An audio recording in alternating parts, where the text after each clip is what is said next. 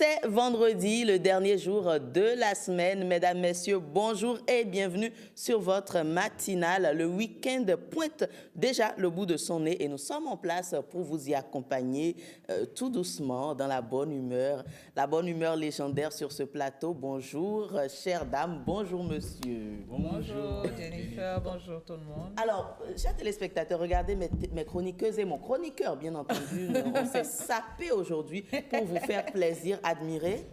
La reine. Mais non. On veut être à la hauteur. On commence par génial. Oui. Non, je viens, je fais le tour. Ah oui? Soyez patient. C'est tout à tout. Oui. Qu'est-ce que vous portez? Je suis pas experte. Alors, mais c'est une robe. En tout cas, c'est une robe très belle, hein, que tenue d'âme. Vous admirez. Elle est dans de l'imprimer ce oui, matin. Absolument, des belles couleurs. Joli. Oui, c'est joli, c'est très beau. Alors, c'est comme des on swipe et on va vers Heureuse. Elle fait dans du sobre, tenue, je suis tenue bleu nuit. Oui, à l'occidental ce matin. Donc, je présentez ce que vous portez, Heureuse. Oh, ben c'est une robette décontractée. Absolument. Pour signaler qu'on est vendredi et que le week-end s'annonce. Ça sera relax, quoi. Et Patrick également, très coloré, un beau petit... Enfin, c'est du basin. On vous respecte bien sur ce brodé. plateau, hein, Oui. bien brodé. Bien brodé. Et pour finir, c'est venu de très loin. Oh là là! Et pour finir, Ghislaine, vous Carrément, portez hein. quoi pour le bonheur des téléspectateurs? Comment je shine. Oh là là! Vous-même, vous voyez? Il manque que le thé pour faire le défilé. Absolument. Bon, Humilité zéro. Bonjour le Bénin. Bonjour à tous. En tout cas, comment allez-vous? Toujours un plaisir de vous retrouver les matins comme d'habitude. Je sais que vous êtes allés chercher pour nous des infos très intéressantes, n'est-ce pas? Avec moi aujourd'hui, on va rigoler. Absolument. On va rigoler. Je souffle déjà qu'on va un peu parler d'art. On va slammer. Je pense que les téléspectateurs ont déjà compris. Au menu ce matin, chers téléspectateurs, présidentielle 2026, la Cour constitutionnelle valide les 2 duos en lice. C'est une étape décisive qui vient sceller la configuration finale du scrutin, une décision qui confirme les forces en présence et le jeu électoral est désormais ouvert. L'opinion, elle, scrute déjà les enjeux et les promesses pour 2026. On en parle dans notre rubrique politique. On parlera également, je le disais, avec Ghislaine, de l'homme du Sasigbe. Gopal Das, un slameur qui manie autant les mots que nos langues locales, sera avec nous ce matin. Son parcours remarquable lui permet de tenir la scène depuis des années dans le monde artistique au Bénin. On parle de son parcours et dans la rubrique réussite avec Ghislaine Adimi. Mais avant tout ceci, vous le savez, place à Génial Afouda Monsi Agboka, c'est l'heure du bulletin d'information.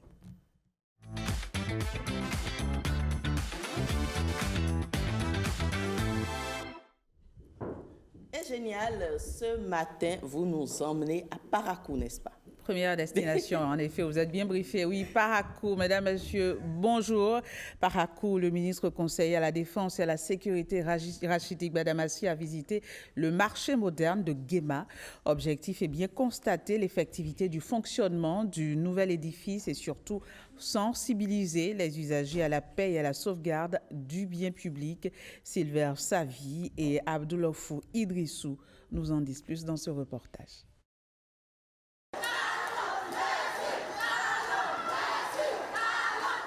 C'est une descente inopinée de Rachidi Gbadamassi au centre commercial de Guéma. Les commerçants saisissent l'occasion pour dire leur satisfaction et poser quelques doléances. Dans le marché, il y a la paix, il n'y a pas de soleil, il n'y a pas la pluie. Nous demandons au ministre conseiller de transmettre la satisfaction au chef de l'État qui a vu juste que Parakou a effectivement besoin de ce joyau.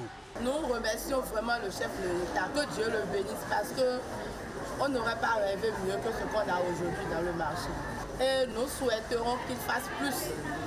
Le ministre conseiller, après avoir enregistré les préoccupations des occupants, a rappelé que toute activité dans ce cadre n'est possible que si la paix y règne. La réalisation de ce marché-là règle non seulement un problème social, mais un problème de sécurité publique. Et j'invite la population de Parakou, de la partie septentrionale, du Bénin en général, à cultiver l'esprit de la paix, d'être les ambassadeurs de la paix. Et pour qu'il y ait extension, nous devons préserver ce qui a été fait. Et je vous demande humblement de collaborer avec les forces de sécurité. Le mot paix doit désormais résonner sur toutes les lèvres et mieux, au-delà des usagers du marché de Guéma, chaque citoyen doit adopter des comportements pour préserver la paix en toutes circonstances, dira Rachidi Gbadamassi à la fin de sa visite. D'un ministre conseiller à un autre, celui aux infrastructures retourne sur le terrain. Quelques semaines après ses observations à l'entreprise en charge du chantier de la route Akro-Miserete-Kpelikpo, Jacques Ayadi va constater la prise en compte de ses suggestions. Détourner l'eau afin qu'elle ne cause pas de tort aux populations était sa préoccupation. On écoute un responsable du chantier et le ministre conseiller. Ils sont au micro de Yves-Patrick Loko et Calvador Awanou. Monsieur le ministre a conseillé de faire d'abord une retenue d'eau naturelle dans un espace non habité, ce qui a été réalisé avec un balisage comme vous le voyez. Il demande d'améliorer plus en faisant un balisage de DBA, ce qui sera pris en compte. Sous notre souhait, c'est de pouvoir drainer efficacement l'eau en réalisant ce bassin de rétention qui va mieux gérer l'eau puisqu'on est en milieu urbain et que les collecteurs n'ont pas d'issue naturelle durable. Et nous pensons que c'est la réalisation d'un bassin de rétention qui peut permettre efficacement de gérer cette eau pour éviter l'inondation de la population. Vous voyez, avant, il laissait l'eau continuer son chemin pour aller inonder les populations. Alors qu'à côté juste, il y a un bassin naturel. Donc, sur ma recommandation, ils ont fait ce passage busé-là pour détourner les eaux dans le bassin naturel. Et là, il n'y a plus de problème d'inondation, il n'y a plus de plaintes. Les populations se sont calmées. Mais quand je suis venu, je suis resté un peu sur ma faim parce qu'il n'y a pas un balayage correct. Les gens peuvent tomber dans les trous, là, c'est pas bien. Donc, je leur ai recommandé de faire un balayage avec des bordures lourdes, les DBA. Moi, je ne suis pas un gendarme. Je viens simplement pour qu'on échange pour une meilleure qualité des travaux à la satisfaction des populations. Les écoles et centres de formation technique et professionnelle sont au cœur de la tournée du ministre conseiller Expédie Rissou. Il est allé voir ce qui se passe au niveau de l'école de génie civil Véréchagine. Dans ce reportage, Alain Sochoumé et Bernard Djogbe nous font le point de sa descente. Le ministre conseiller à l'enseignement technique et à la formation professionnelle était à l'école de génie civil Véréchagine à Ka. C'est la dernière étape d'une tournée qui l'aura conduit dans des lycées et centres de formation des départements de l'Atlantique et du littoral. Les réformes initiées et implémentées par le gouvernement en matière de formation technique et professionnelle sont des réalités dans cette école. Ce centre de formation semble être en avance et dans la bonne direction. Nous avons ensuite placé la pratique professionnelle au cœur de la formation. Des classes techniques, nos apprenants observent, dessinent, manipulent, mesurent et construisent. Le bâtiment d'apprentissage constructif est mini d'ouvrages réalisés par nos étudiants. Les chiffres que nous avons ici par rapport aux apprenants qui ont trouvé du travail dans les grandes entreprises et la présence des entreprises partenaires nous confirment que quand on a fait une formation technique et professionnelle de qualité, ce n'est pas vous qui attendez le travail, mais c'est le travail qui vous attend. Dans un contexte où le gouvernement s'emploie à changer le visage de nos grandes villes par une modernisation accélérée, la formation technique et professionnelle apparaît comme un levier sur lequel on pourrait agir pour assurer la formation des professionnels dont les entreprises ont besoin. C'est officiel, le duo Romuald Wadaï Mariam Tchabi-Talata et celui composé de Paul Runkwe et Judika Lonwanou sont les deux duos retenus pour la présidentielle du 12 avril prochain. La décision EP 25-012 du 13 novembre 2025 a été rendue publique ce jeudi et c'est à l'issue d'une audience plénière spéciale tenue dans la salle des audiences de la Cour constitutionnelle, suivant le président de la Cour constitutionnelle sur des propos recueillis par Alain Sochoumé. Lettre en date du 12 novembre 2025, reçue à la Cour le 13 novembre 2025, le Collège de médecins a déposé son rapport au greffier en chef avec remise immédiate au président de la Cour constitutionnelle. Que suite à l'étude des résultats des examens médicaux par la Cour, il ressort que les duos Kossi Mbweke, Romuald Wadaï, Mariam Tchabi-Talata et Paul Runkwe, Roch Judikaël Lonwanou remplissent les conditions exigées par l'article 44 suscité de la Constitution.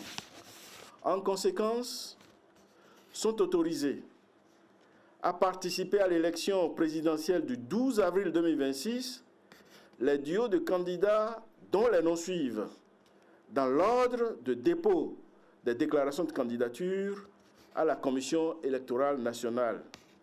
Duo 1, M. Kossi Mbweke, Romuald Wadaï, candidat à la présidence de la République. Madame Mariam Tchabi-Talata, candidate à la vice-présidence de la République. Duo 2, M. Paul Runkwe, candidat à la présidence de la République. M. Roch Judikaël Lonwanou, candidat à la vice-présidence de la République. La présente décision sera notifiée à Mme Mariam Tchabi-Talata et à M. Kossi Mbweke Romuald Wadaï, Paul Runkwe, Roch Judikaël Lonwanou, au président de la Commission électorale nationale autonome et publié au journal officiel. Intéressons-nous à présent à ce rendez-vous inédit pour les acteurs de la musique africaine. Le Salon des industries musicales d'Afrique s'est ouvert ce jeudi à Cotonou. Il s'agit d'une plateforme panafricaine qui repense la manière dont la musique du continent se produit, se finance et se diffuse. Au cœur de cette édition, est bien la structuration d'un secteur en pleine effervescence. Jean-Nambime Ulvaeus Balogun. Elle fait vibrer les cœurs, mais ne fait pas toujours vivre ses acteurs. Et pourtant, la musique, l'un des piliers essentiels des industries culturelles et créatives, est en hausse de plus de 20% chaque année en Afrique francophone de l'Ouest, selon l'UNESCO. En Afrique subsaharienne, les revenus de la musique enregistrée ont progressé de 22,6%, mais notre continent ne pèse que 0,5% du marché mondial. Nous devons changer cela. Une mission que se sont assignés artistes, producteurs, promoteurs de spectacles, managers, investisseurs, mécènes et médias, tous réunis ici pour croiser leur expertise. Ce qui différencie pour moi le CIMA, c'est vraiment l'inclusion de tous ces acteurs du monde de la musique à différents niveaux. Et c'est pour moi un élément fondamental dans ce qui va être demain le développement de cette industrie musicale africaine. On n'a peut-être pas souvent la connaissance de tous ces métiers-là, de tout ce qu'on peut faire dans l'industrie musicale. Et par rapport à l'information qu'apporte le CIMA, par rapport au networking, je pense qu'il est très important de pouvoir accueillir des événements tels que celui-ci. Soutenus notamment par le streaming, les festivals et les exportations de talents, les revenus musicaux ont passé en 2024 la barre de 100 millions de dollars. Pour libérer pleinement le potentiel des industries culturelles et créatives, 5 verrous doivent être levés. L'accès au financement adapté, l'accès aux données et aux technologies, avoir une réglementation adaptée, renforcer la chaîne de valeur, structurer le live. Plus qu'un salon, le CIMA se positionne comme une plateforme de solutions et de rencontres pour faire de la musique l'un des piliers de la croissance africaine. Et le Bénin en donne le ton. Cotonou est fier d'être le carrefour du dialogue culturel africain, le lieu où se construit l'avenir de notre industrie musicale et où se tisse une nouvelle économie de la créativité. L'accueil de cette édition 2025 au Bénin confirme résolument son statut de carrefour d'opportunités et de centre d'innovation. C'est ici que les acteurs de la musique africaine francophone peuvent se rencontrer collaborer et bâtir ensemble de nouvelles perspectives d'affaires.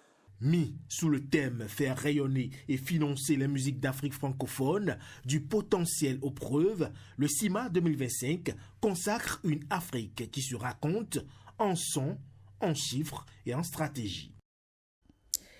Cette année, la CEDEAO célèbre 50 ans d'existence au service de l'intégration ouest-africaine au Bénin. Les festivités du Jubilé d'Or se poursuivent avec l'ouverture du village du cinquantenaire au Palais des Congrès de Cotonou.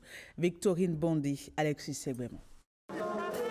Pendant 3 jours, le Palais des Congrès de Cotonou devient le carrefour de la diversité ouest-africaine. Ça m'a permis donc de présenter les produits de ma structure et aussi de faire des connaissances, d'échanges de carnet d'adresse. Cette fois nous donne l'opportunité de présenter notre produit, de faire connaître notre produit. C'est très intéressant de découvrir des produits vraiment qui sont faits maison et c'est vraiment des produits différents de chez moi. Je remarque qu'il y a plusieurs produits locaux et c'est quelque chose à féliciter parce que ça promeut notre culture. Les produits locaux des pays membres de la CEDEAO sont exposés à Cotonou, au village du cinquantenaire. Un espace pensé pour plonger dans l'héritage de la communauté économique des États de l'Afrique de l'Ouest. Ce village, à l'image des villages africains d'antan, est un lieu d'échange, de partage et de rencontre. Il incarne l'hospitalité africaine dans ce qu'elle a de plus noble. Pour l'ouverture de ce village, une fresque monumentale est dévoilée, un symbole du parcours de l'instance, avec un regard tourné vers les 50 prochaines années. En célébrant les 50 ans de la CEDEAO, ce village nous rappelle que l'intégration n'est pas une destination, mais surtout un chemin.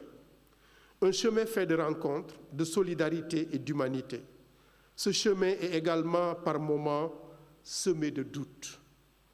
Ces dernières années, reconnaissons-le, n'ont pas été faciles pour notre communauté. Je voudrais ici réaffirmer l'engagement profond de la CEDEAO pour une Afrique de l'Ouest intégrée, pacifique, prospère et solidaire, fondée sur la libre circulation des personnes et des biens, la paix et la stabilité des États, et le développement économique et social au service exclusif du peuple ouest-africain. Outre cette foi artisanale du cinquantenaire, la représentation de la CEDEAO au Bénin veut aussi célébrer son jubilé d'or à Cotonou à travers des conférences-débats, des expositions artistiques et culinaires et des soirées culturelles dédiées à la richesse des États membres. Réunis à Cotonou par la Fédération des associations des personnes handicapées du Bénin et le service des Sœurs pour la promotion humaine, des personnes handicapées recrutées dans la fonction publique de 2023 à 2025 sont en atelier de coaching. La séance a démarré ce mercredi et vise un renforcement de capacités pouvant rendre ces personnes plus productives pour l'administration. Mariano Gankou et Arnaud Adadja. En image, des personnes handicapées sont à l'œuvre pour contribuer efficacement au rendement de l'administration publique béninoise. Le président Patrice Talon a pris de nouvelles mesures en faveur de cette cible, des mesures qui touchent non seulement leur éducation, leur formation, mais également leur employabilité, y compris dans la fonction publique. Et donc, entre autres mesures, il a été retenu d'octroyer un quota de 5% aux personnes handicapées dans le cadre de tous les concours de recrutement à la fonction publique. Et à cela s'ajoute une majoration de 5 ans d'âge sur l'âge limite d'accès à l'emploi public. Et donc, ces mesures ont aujourd'hui favorisé le recrutement d'une 50aine d'agents de l'État au sein des ministères sectoriels. Ce sont donc ces personnes handicapées recrutées au Bénin entre 2023 et 2025 qui se réunissent en atelier de coaching. Voilà, ce sera tout pour ce 7h. Nous, on se retrouve lundi prochain. D'ici à là, prenez soin de vous. Très bon week-end à toutes et à tous. Merci, génial. Vous refaites le geste, là? Je viens de noter. Vous avez une très belle montre, hein, soit dit en passant. Merci. D'accord. Merci. Non, j'ai compris. Vous avez compris? Aucune humilité. On continue. Allez, bonjour le Bénin. Suite. Bonne suite de journée, ma chère géniale. Alors, bonjour le Bénin se poursuit. Vous le savez, place à présent à l'instant politique.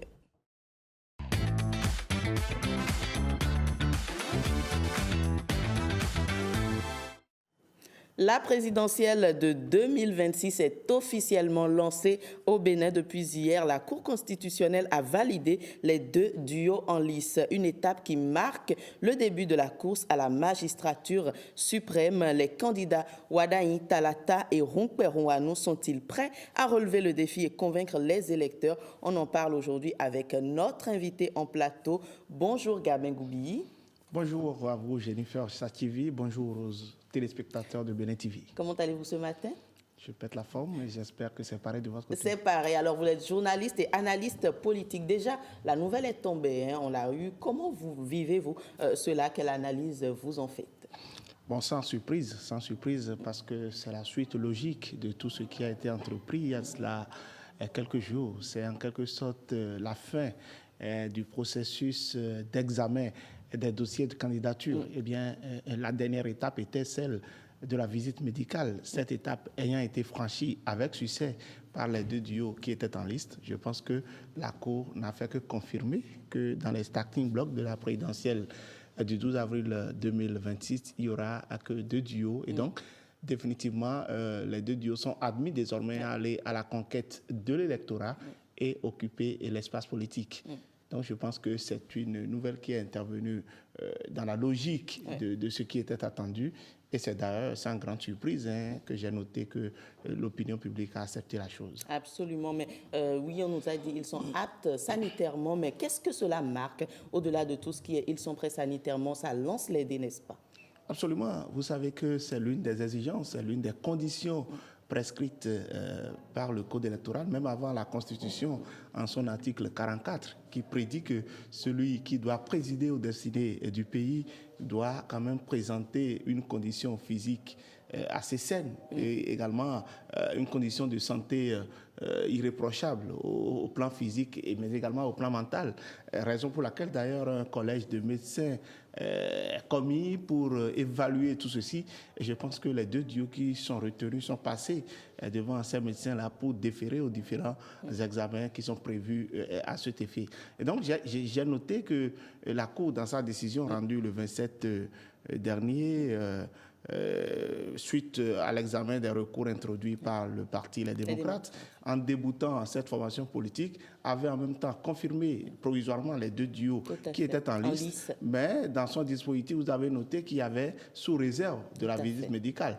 Donc, sans la visite médicale, eh bien, il y aurait encore des choses à dire parce qu'on ne peut pas avoir des ambitions de présider aux destinées d'un pays sans présenter une condition de santé assez irréprochable, enfin être sain d'esprit parce que la fonction requiert une certaine lucidité, une certaine forme pour pouvoir quand même faire face aux défis. Et donc j'ai noté que désormais les candidats qui sont dans la liste, retenus pour compétir le 12 avril prochain, sont irréprochables quand même au plan de la santé. En tout cas, on fait foi à ce que les médecins ont produit comme rapport, parce que c'est les médecins qui ont déposé le rapport. Le président de la Cour constitutionnelle, j'ai suivi dans le journal télévisé de votre consoeur tout à l'heure, a rappelé que le collège des médecins a produit son rapport le 12 et donc hier, la Cour, au cours d'une audience spéciale, a statué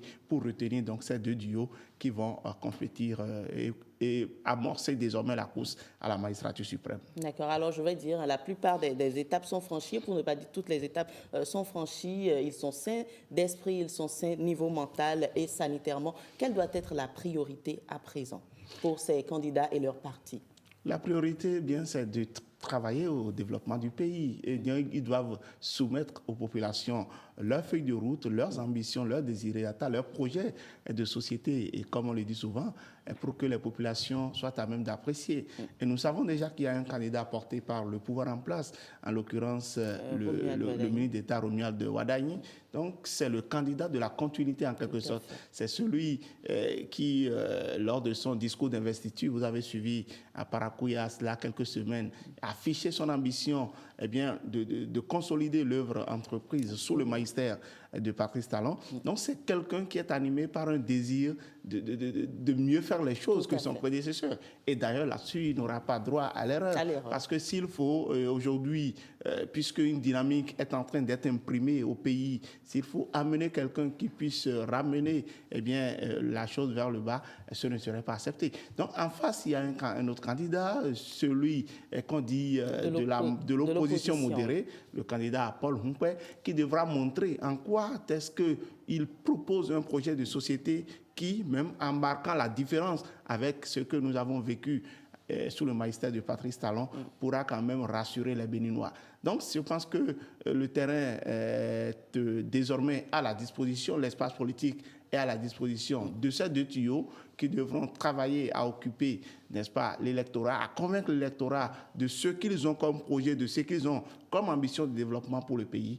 Et donc, on doit s'attendre à des débats véritablement nourris au sein de l'opinion autour de ces deux duos. Je pense que tout ce qui a pu se passer comme épisode est désormais derrière nous. Et il faudrait, n'est-ce pas, faire face aux prochains enjeux. Absolument. Et nous n'allons pas quand même, nous n'allons pas finir, sans évoquer les démocrates, un parti quand même très intéressant, très important, qui malheureusement a été absent en raison des difficultés en interne. Est-ce que vous pensez qu'ils peuvent encore se repositionner sur la scène politique? Tout à fait, à condition qu'ils se prennent au sérieux, à condition et qu'ils, tirent leçon de tout ce qui a pu se passer, de tout ce qu'ils ont vécu ces derniers temps comme mésaventures, comme déboires. Et je pense qu'aujourd'hui, il y a de sérieux problèmes à l'interne. Les problèmes qui, de mon point de vue, n'ont pas pu être bien réglés au point où certains ont dû claquer la porte. J'ai surpris hier des députés démissionnaires de ce parti-là qui ont été reçus par la mouvance présidentielle. J'ai vu Abdoulaye Biotchane et Joseph Diogbenou les recevoir conformément d'ailleurs à la volonté du chef de l'État qui ne l'a pas caché au travers de l'entretien télévisé qu'il a accordé à l'un de nos confrères. Donc je trouve qu'il y a quand même des leçons à tirer de cette mésaventure-là qui a abouti en quelque sorte à la disqualification du duo du candidat du parti de l'LD.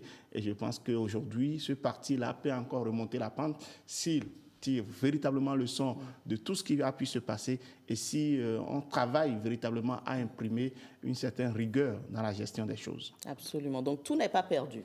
Pas du tout, rien n'est perdu. Et vous écoutez, la politique est faite de haut et de bas.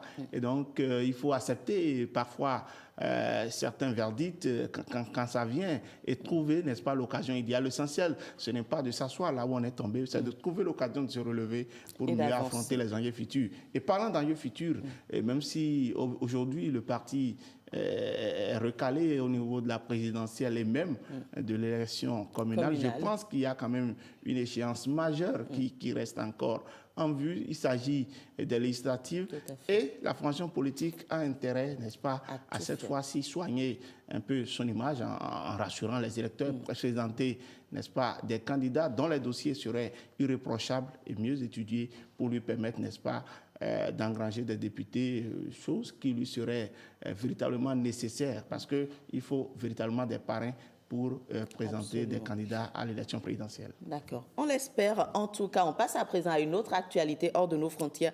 Cette fois-ci, Gabin, vous le savez, au Sénégal, le torchon semble brûler entre le président Diomaye Faye et son vice-président Sonko, Ousmane Sonko, justement, en cause un bras de fer autour d'un poste stratégique soulevant des questions de légitimité, le partage réel du pouvoir et la continuité de la rupture promise aux Sénégalais. Quel regard vous portez sur ces récentes, je dirais, frictions au sein de ces deux hommes-là? Est-ce qu'on peut dire que c'est la fin de l'ère Diomaye Faye-Sonko?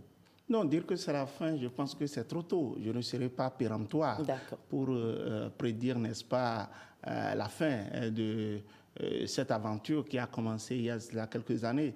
Mais je trouve quand même que c'est une vilaine scène qui est en train d'être projetée. C'est une mauvaise image qui est en train d'être projetée à l'opinion tant sénégalaise qu'internationale. voilà des jeunes qui ont cru en un idéal, qui ont bien mené un combat contre un régime, le régime de Macky Sall, qui ont proposé, n'est-ce pas, de poser, de venir comme une alternative crédible. Le peuple a adhéré à leur idéal et malgré tout ce qu'ils ont vécu, ils ont été adoubés par cette population-là. Et donc, une fois qu'ils ont conquis le pouvoir, on a senti quand même quelques bruits déjà. Il y avait un signal. Vous vous rappelez, en juillet dernier, lors du congrès ordinaire du PASTEF, où Sonko s'était pris vraiment au président Bassirou Diomaye Faye, le taxant de laisser, de minimiser, n'est-ce pas, certaines questions qui méritent quand même une certaine autorité. Et il disait à l'époque presque qu'on lui laisse la main pour que, bon, lui soit quand même au devant des choses. On a l'impression que c'est un président, c'est un Premier ministre qui se sent peut-être frustré de ne pas être à la place de l'autre. Je ne vous apprends rien. Vous savez que Sonko était quand même... c'était lui qui, légitimement, devrait être président de la République, mais le destin ou le cours des choses a décidé autrement. Donc, j'ai l'impression que Sonko a du mal à accepter cela, parce que tout ce qui est en train de se passer, cette situation qu'il y a eu en juillet dernier, et ce que nous venons d'observer qui, quand même, projette une image beaucoup plus frontale de la crise la bruit qu'il y a entre les deux personnalités témoigne de ce que Sonko n'a pas digéré en quelque sorte le fait que ce soit Bassirou Diomaye Faye qui soit aujourd'hui investi dans la fonction présidentielle.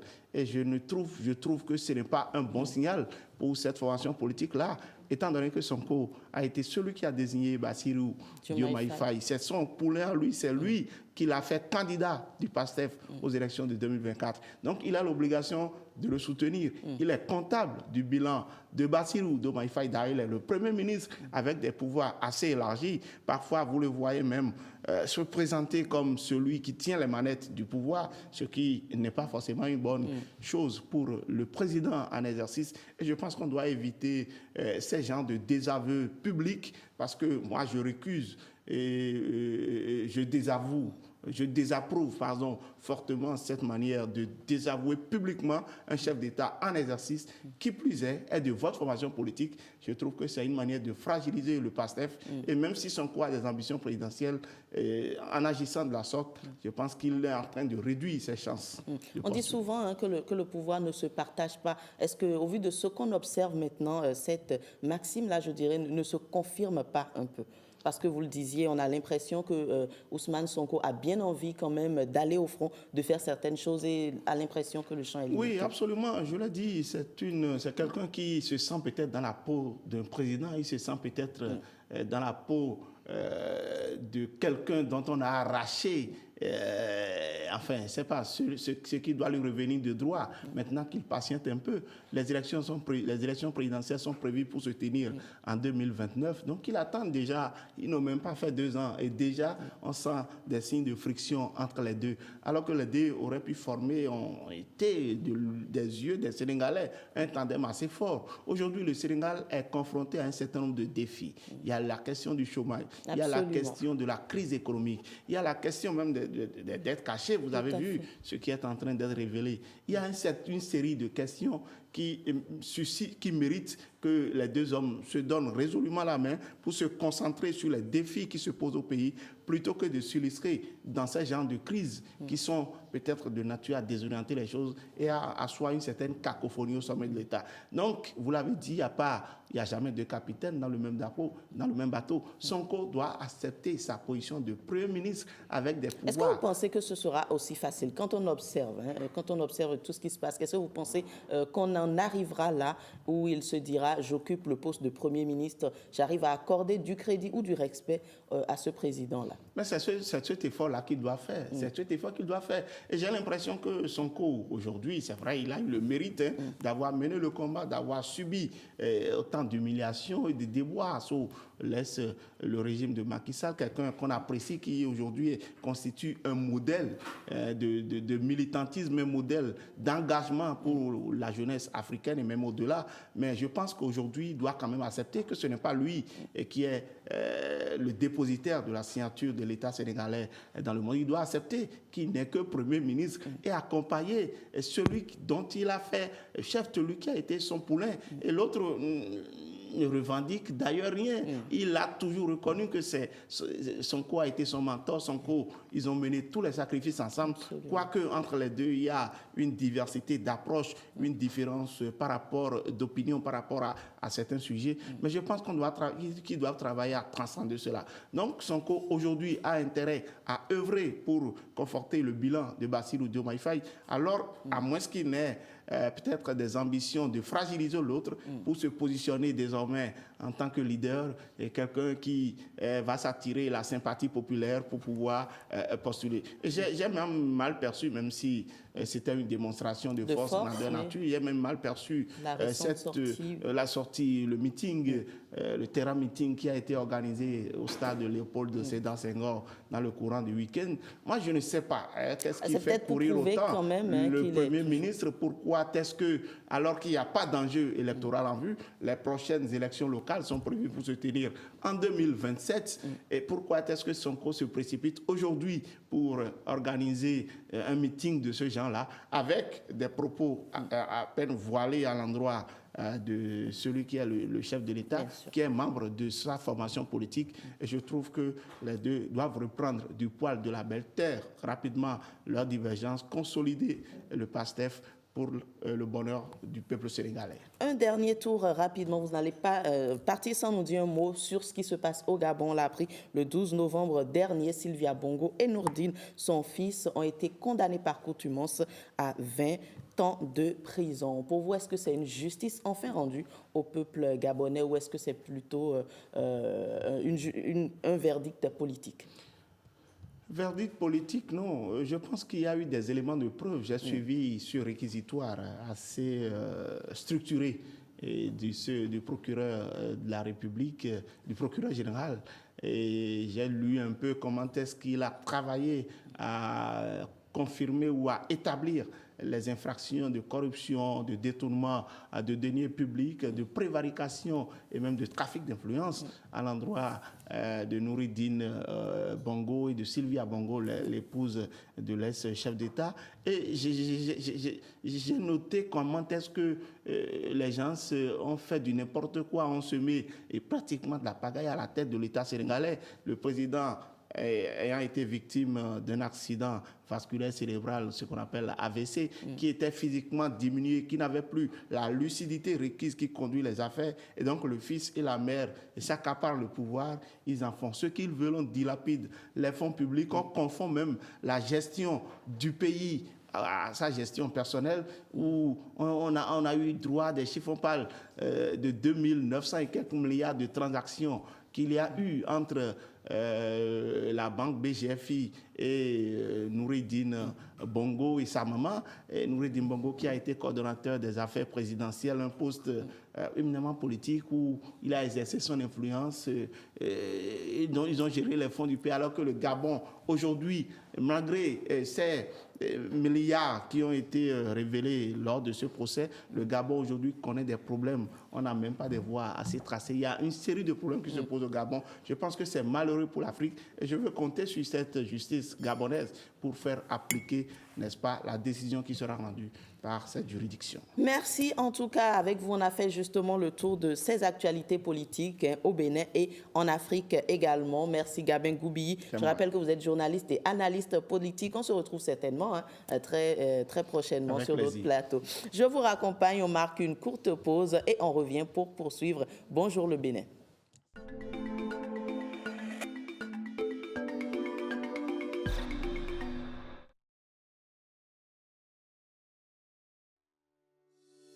Comment faire une dénonciation auprès de la cellule d'analyse et de traitement des plaintes et dénonciations des faits de corruption? 1. Rendez-vous sur le site web www.dénonciation.bj depuis votre navigateur. 2. Cliquez le menu dénoncer dans la barre de menu. 3. Remplissez le formulaire de dénonciation qui s'affiche avec des preuves, si vous en avez, et renseignez un code secret à 4 chiffres qui vous permettra de suivre votre dénonciation. 4. Déclinez votre identité si vous le souhaitez ou continuez en tout anonymat. 5. Notez le code de suivi qui s'affiche sur votre écran pour suivre le traitement de votre dénonciation. 6. Enfin, si vous aviez renseigné une adresse email valide, vous recevrez une notification dans votre boîte email avec le code de suivi. Vous pouvez aussi appeler gratuitement le numéro 155 pour soumettre vos préoccupations. Tous ensemble, œuvrons pour la consolidation de la bonne gouvernance au Bénin.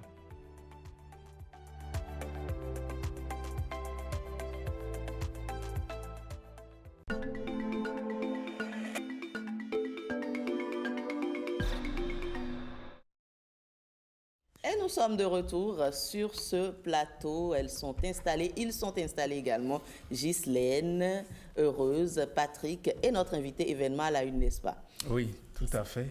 C'est à vous, Patrick. On y va pour événement à la une. Qu'est-ce qu'on va découvrir aujourd'hui? C'est parti.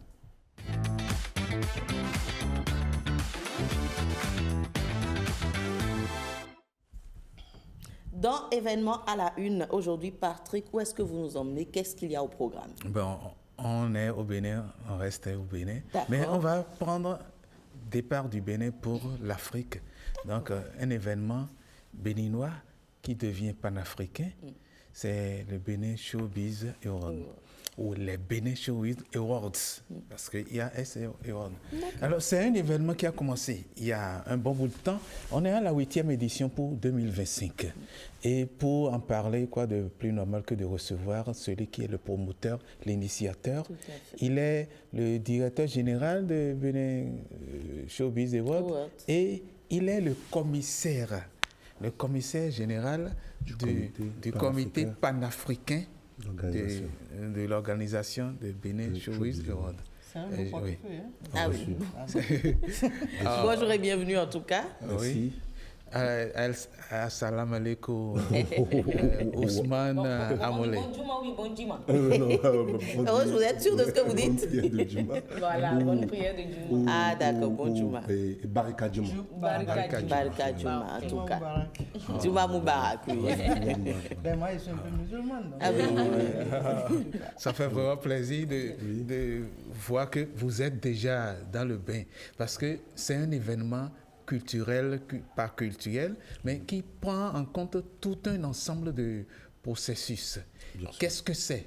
Parce que si on doit parler des Bénin Gold, non pas Gold, des Bénin Showbiz Award, BSA, oui. Ou BSA, BSC, c'est un peu anglophone. Nous allons utiliser les 5 questions anglophones là. What? Qu'est-ce que c'est le Bénin Showbiz Award? What is it? What is it? Merci beaucoup. Et d'abord, j'aimerais vous remercier de m'avoir invité. C'est un plaisir. Et vous féliciter de l'innovation qui se fait. Merci beaucoup. Sincèrement, merci. Bravo. Merci beaucoup. Alors, Bénin Showbiz Award a vu le jour depuis 2017. Ah oui, 2017. Et qui prône la reconnaissance des acteurs culturels béninois. Oui. Alors, nous avons remarqué que les artistes béninois ou acteurs culturels béninois ont du talent. Ils n'ont rien à prouver à qui que ce soit, mais ont du mal à vivre de leur talent. Oui. Et nous avons constaté qu'ils ont aussi un problème de visibilité internationale. Oui. Un artiste qui veut vivre de son art ne peut pas se baser uniquement sur le marché national. Oui, tout à fait. Alors, lorsque, en 2016, lorsque le chef d'État Patrice Talon est venu, je m'excuse, il a dit qu'il veut révéler le Bénin à la face du monde. Oui. Et nous, en tant que mécènes, on s'est dit, qu'est-ce qu'on peut faire pour accompagner cette vision? Alors, on a décidé de créer Bénin Showbiz Award pour récompenser les acteurs culturels béninois et africains. Donner une visibilité continentale et internationale à notre showbiz. Ainsi, nous avons commencé en 2017. Et en 2019, nous avons internationalisé ça où des artistes africains viennent au Bénin. Avant 2016, le Bénin n'avait plus d'événements d'awards majeurs. Comme en Côte d'Ivoire, il y a les prix, les prix du grand frère Mola, qui je fais un coucou. Et au Togo, on a les les zéros. Oui. Et ici, Grand frère Moulari, vous l'avez aussi, il me semble, nominé. Oui, il a reçu le prix de Bénin Show Business Award. Tout ça, c'est pour accompagner notre nom, pour que le Bénin soit révélé. Vous voyez? Et c'est comme ça qu'on a commencé. On ne peut pas tout dire ici, sinon je vais prendre tout votre temps, si vous me permettez. C'est vrai, on ne peut pas tout dire. Bon, c'est le what. Maintenant, le why. Pourquoi, alors qu'il y a déjà d'autres prix, pourquoi vous avez aussi multiplié les prix au fur et à mesure? En 2024, on a eu droit à 18 catégories. Ce n'est pas trop? Non. 18 catégories. Et puis, il y a eu ce prix-là, qui a fait sourire beaucoup de personnes, rire même beaucoup de personnes, le prix du meilleur artiste gospel, décerné au président Yahya Boni. Voilà. En fait, ce n'était pas un prix qui lui est décerné. Il a été nominé. D'accord. Ouais, parce qu'il a fait sortir des chansons gospel. Donc, le blanc plus blanc que la neige. Donc c'est un comité qui a été mis en place et ils ont jugé bon de le nominer. D'accord. Donc il n'a pas été, c'est pas un prix qui lui a été décerné. Il a été nominé comme tout autre artiste, mais il a quand même décliné la nomination en disant qu'il était un père qui préfère aider les artistes que d'être en compétition. Voilà. Alors pourquoi vous avez pensé qu'il fallait encore multiplier les prix? Parce que ça devient une cérémonie kilométrique. Oui, vous voyez, c'est parce qu'on n'a pas assez de moyens. Sinon, même 18 catégories, c'est peu pour récompenser les acteurs de l'industrie culturelle et créative. Regardez par exemple, cette année maintenant, on n'a pas choisi la catégorie meilleur animateur TV. Or, ce que vous faites, c'est important. Mais merci. C'est important. Bien sûr. Voilà, il y a tellement d'autres secteurs, il y a tellement d'autres... On pouvait aller à 45, par exemple, en 2019, nous avons fait 35 catégories où on a eu à gratifier Vivi International avant sa mort. Juste avant sa mort, voilà. Donc, on essaye quand même, s'il y a assez de moyens, on peut, parce que c'est injuste. C'est injuste de nominer d'autres et de laisser d'autres. C'est seulement, et je vous présente toutes. Oh non, nous admirons déjà l'initiative. On peut comprendre par là que vous faites tous les efforts possibles pour reconnaître la valeur de chacun, de chaque maillon du secteur. C'est vraiment intéressant. Oui, très intéressant. Bon, alors, qui est nominé? Qui est nominé pour cette année? Est-ce qu'il y a déjà des noms qui planent? Oui, bien sûr. Pour cette année, comme chaque année, on innove. Parce que le Bénin, notre Bénin d'aujourd'hui, regorge de talent. Un Bénin ambitieux qui veut tout casser. Et cette année, nous avons divisé les nominations en deux. Nous avons les nominations Afrique francophone qui concernent les artistes de la sous-région et nos artistes aussi qui ont des mérites dans cette catégorie. Et nous avons aussi des nominations béninoises qui concernent que des artistes béninois. Béninois. Mais est-ce que les hommes de l'ombre sont aussi pris en compte? Je veux parler des managers, des bookers, des producteurs. Est-ce que vous avez pensé à ceux-là également? Bien sûr, et cette année, nous avons la catégorie des managers. D'accord. Mais la catégorie des bookers, on n'a pas, parce qu'il n'y a pas beaucoup aussi de bookers. Tout à fait. Et nous avons le même problème que la catégorie des maisons de production aussi, des labels de production. Aujourd'hui, il n'y en a pas beaucoup, à part les Blue Diamond, il n'y en a pas beaucoup. Donc, on essaye de trouver. Par exemple, cette année, on a innové, on a pensé à ces femmes qui sont des influenceurs, qui sont des CEO, qui influencent positivement. Tout à fait, c'est important. Positivement. Sur nos enfants. Parce que nous portons un nom, le Bénin, et c'est une marque. Et nous avons l'obligation de protéger ce nom. Il faut surtout tenir compte de ça. Absolument. C'est pourquoi on a toujours des problèmes avec certains acteurs, artistes. Parce qu'on ne peut pas nominer des chansons qui ne donnent pas de bons exemples. Je vois ce que vous voulez dire. Ils n'ont pas un impact positif sur la société. Voilà, nous, on ne fait pas du buzz. Donc les artistes masqués... Non, c'est bon. Hein, suivez mon regard, soit dit mais en tout cas, Benin Showbiz Award est républicain. Nous travaillons pour notre pays, pas pour des individus. Et on fait tout possible parce qu'aujourd'hui, Benin Showbiz Award est reconnu par le Conseil international de la musique, qui est la seule institution au monde qui représente la musique au sein de l'UNESCO. On appartient aussi au Conseil africain de la musique. Super, et tout ce qu'on fait par rapport au comité panafricain, c'est par rapport aux politiques de l'institution et aux politiques de notre pays. Et je vais vous le dire, et le Bénin est à la présidence de la section ouest africaine du Conseil africain de la musique. Et c'est grâce au BSA. Non pas au BSA, grâce aux réformes entretenues par le chef de l'État. Oui, parce que lorsqu'on était à l'Assemblée générale à Abidjan en 2022, on ne savait même pas que ces gens étaient déjà invités par le gouvernement béninois pour venir explorer les Vodun Days et tout. Et lorsqu'on a posé notre candidature, on a dit attention, avec tout ce qui se fait au Bénin, je pense que le Bénin doit pouvoir garder ce poste. Absolument. Bravo pour le Bénin. Donc, un petit mot quand même. On se repositionne là. Voilà, donc sincèrement, nous sommes fiers d'être béninois et on va travailler ensemble. Voilà. Super. Alors on finit avec les deux questions. When et where. Voilà. Où et quand. Où et quand pour cette 8e édition. Voilà. Benin Showbiz Award, c'est tout un programme. Comme j'ai l'habitude de dire, ce n'est pas qu'un événement. C'est un programme qui a été pensé pour régler un problème. Donc ça a une durée de 3 mois. On commence le 25 avec la conférence de presse et le lancement des votes. Dans le mois de décembre, on a le panel scientifique. Et cette année, on veut miser sur le renforcement de capacité des acteurs culturels.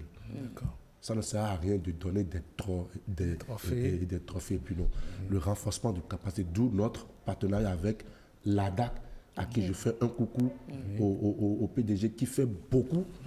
Donc, William Kodjo de l'agence de développement, voilà, le directeur général qui fait beaucoup. Et aujourd'hui, on veut travailler avec l'ADAC et le Conseil national des organisations des artistes. Et le CNEOA avec le président Ali Ouassi. Pourquoi? Parce qu'on doit former. Les artistes doivent savoir que lorsqu'ils ont des droits, ils ont aussi des devoirs. Et la musique est la science en perpétuelle évolution. Et les acteurs doivent pouvoir se conformer à toutes les innovations. Donc cette année plus particulièrement, on va se miser sur la formation. Et la soirée se passera en février. Donc on a déjà le lieu au Palais des Congrès. Au Palais des Congrès. Salle bleue, salle rouge. Salle bleue. Et nous sommes pratiquement à la fin de l'année. Donc inscrivez quelque part dans vos carnets, dans vos agendas. Heureuse, vous allez faire un tour? Pourquoi pas? N'est-ce pas? Mais moi, je veux quand même savoir pourquoi ou comment vous allez faire pour qu'à l'avenir, toutes les domaines liés à l'animation, votre catégorie, puissent être représentés ou peut-être choisis chaque année pour quand même impacter tous les domaines. On espère parce que depuis 8 ans, je peux vous dire que la majorité du budget vient de ma poche. Vous voyez? L'État aussi, le ministère aussi essaie de nous accompagner institutionnellement. Je pense que mon rêve, c'est d'être accompagné pour qu'on puisse penser à toutes les branches qui constituent là. Ce sont les quand vous oubliez la branche qui fait la médiatisation. Oui, on va. Non, c'est parce que pas. Non, on va vous recevoir. N'est-ce pas? Oui, on va le faire. On va le faire parce que cette année, il y a déjà la catégorie des animateurs live. On a aussi pensé à la catégorie des animateurs TV. Parce qu'on ne peut pas parler de showbiz et vous les laisser pour Merci. Ghislaine a bien fait de le rappeler. Oui. Merci beaucoup. Infiniment. Alors Patrick, on poursuit, n'est-ce pas? Oui, il y a une autre information. Il y a une autre information. Je vais parler d'un trio. 3 jeunes gars, 3 jeunes gens qui sont des musiciens. Le trio Kalofé. C'est un trio formé par, c'est Martial qui est à la base. Martial Hélé, c'est un organiste, il joue le keyboard, donc l'orgue, et il a formé ce trio avec 2 autres personnes, un batteur et un bassiste. Les 2 autres l'accompagnent pour ce trio et ils ont un concert exceptionnel aujourd'hui. Pourquoi exceptionnel? Aujourd'hui déjà. Aujourd'hui, à Africa Sound City. Pourquoi exceptionnel? Parce que c'est un concert instrumental. Une bonne partie instrumentale. Après, ils vont chanter, ils vont exécuter quelques chants. Sinon, le reste, c'est instrumental. C'est exceptionnel. Et je vais vous inviter à écouter. Un petit avant-goût, n'est-ce pas? On en a besoin.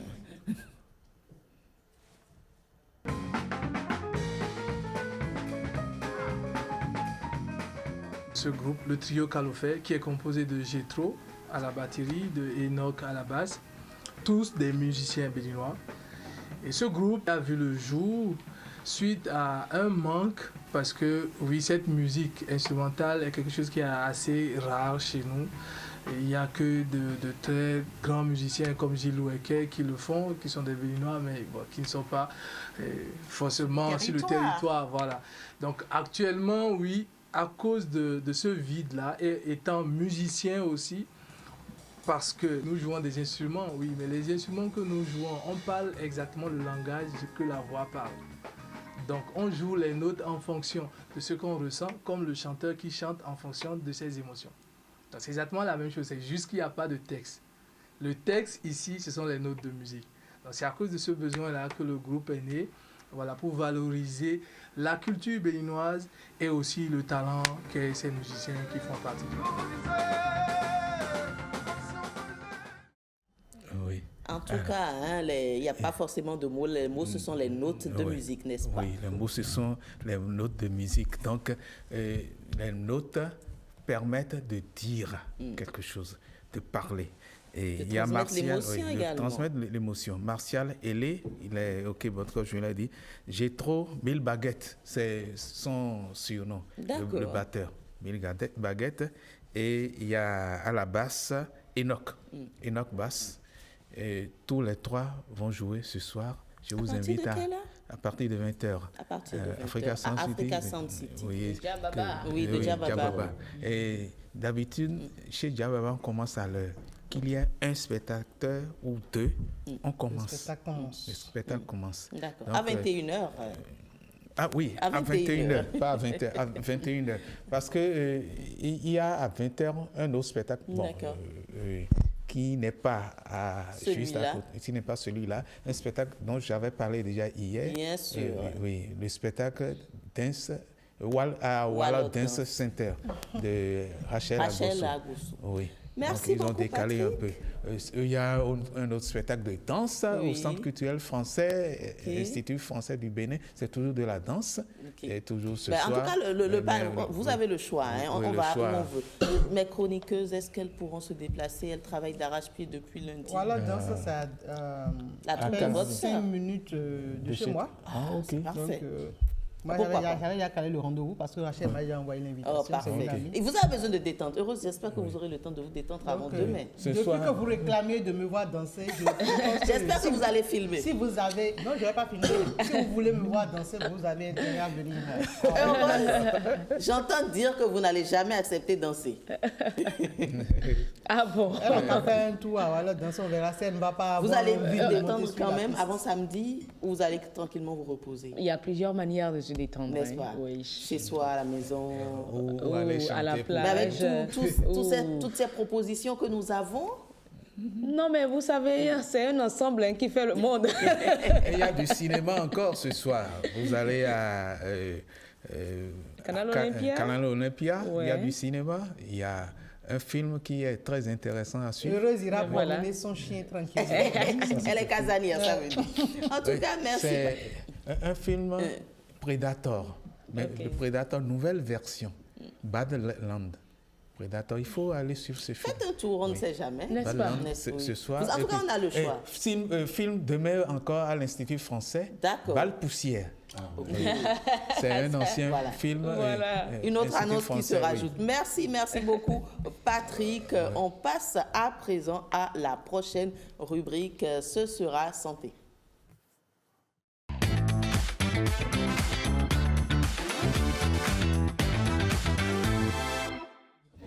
C'est plutôt portrait avec notre invité. On l'avait annoncé en début d'émission.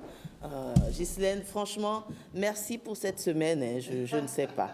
Aïra Tweni Tote, n'est-ce pas? Alors, Aïra Tote, d'accord. Bon, puisque vous avez commencé, si on laissait l'invité introduire le plateau avec une petite offre.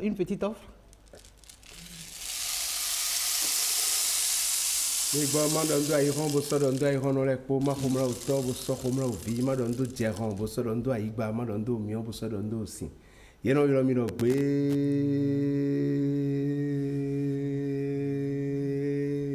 Blue Poleme.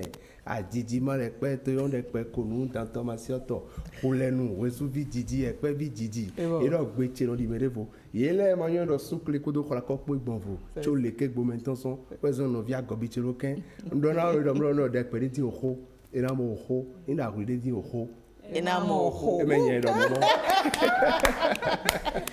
Gopal Das avec nous ce matin, quel bonheur. Exactement. Je vous avais prévenu au départ que nous allons terminer la semaine en beauté. On a commencé en beauté, on a mangé. On a été ému par Enoch, on a été ébloui hier également. On a félicité nos collègues. Et aujourd'hui, Gopal est là pour sublimer notre fin de semaine. La parole agissante. Voilà, on parle de réussite. Et vous parlez de collègues. Vous savez que Gopal, c'est un collègue aussi.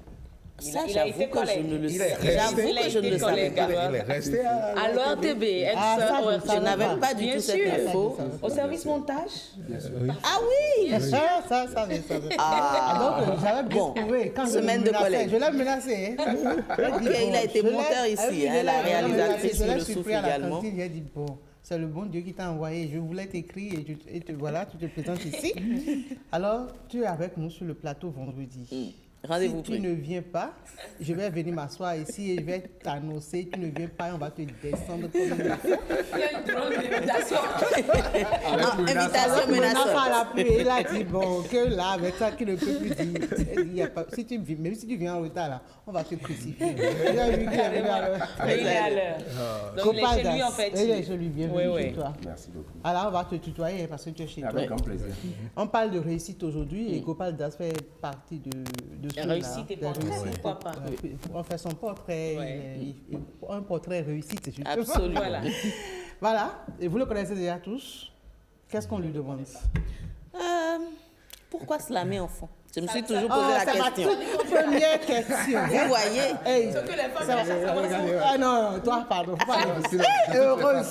Quand on parlait de week-end tout à l'heure, j'ai failli dire ça, que c'est ce qu'elle a prévu. Mais pardon, quand on va aller là-bas. Non, mais j'ai pas entendu. Si, je suis célibataire. T'as un cœur à Faut parler aux yeux du monde, hein? Vous parlez aux yeux du monde. Faut parler dans la caméra, je suis célibataire. Maintenant, il faut bien checker d'abord avant de... Non, s'il l'a dit à l'écran, c'est fini, hein? Attendez. Ah, là, franchement, pourquoi vous me prenez au pied du but comme ça? C'est pas sérieux. Gopal Das, pourquoi slammer en langue? Je crois que la question, on ne devrait pas la poser parce que depuis tout petit, je crois que ce qui nous identifie en tout premier lieu, c'est la langue. C'est ça qui nous permet de dire que nous sommes béninois, que nous sommes originaires de telle ou telle région du Bénin ou d'Afrique d'ailleurs. C'est ce qui justifie le fait que nous ayons un mode de vie différent du monde entier. C'est ce qui nous permet d'apporter un plus aux rencontres des cultures.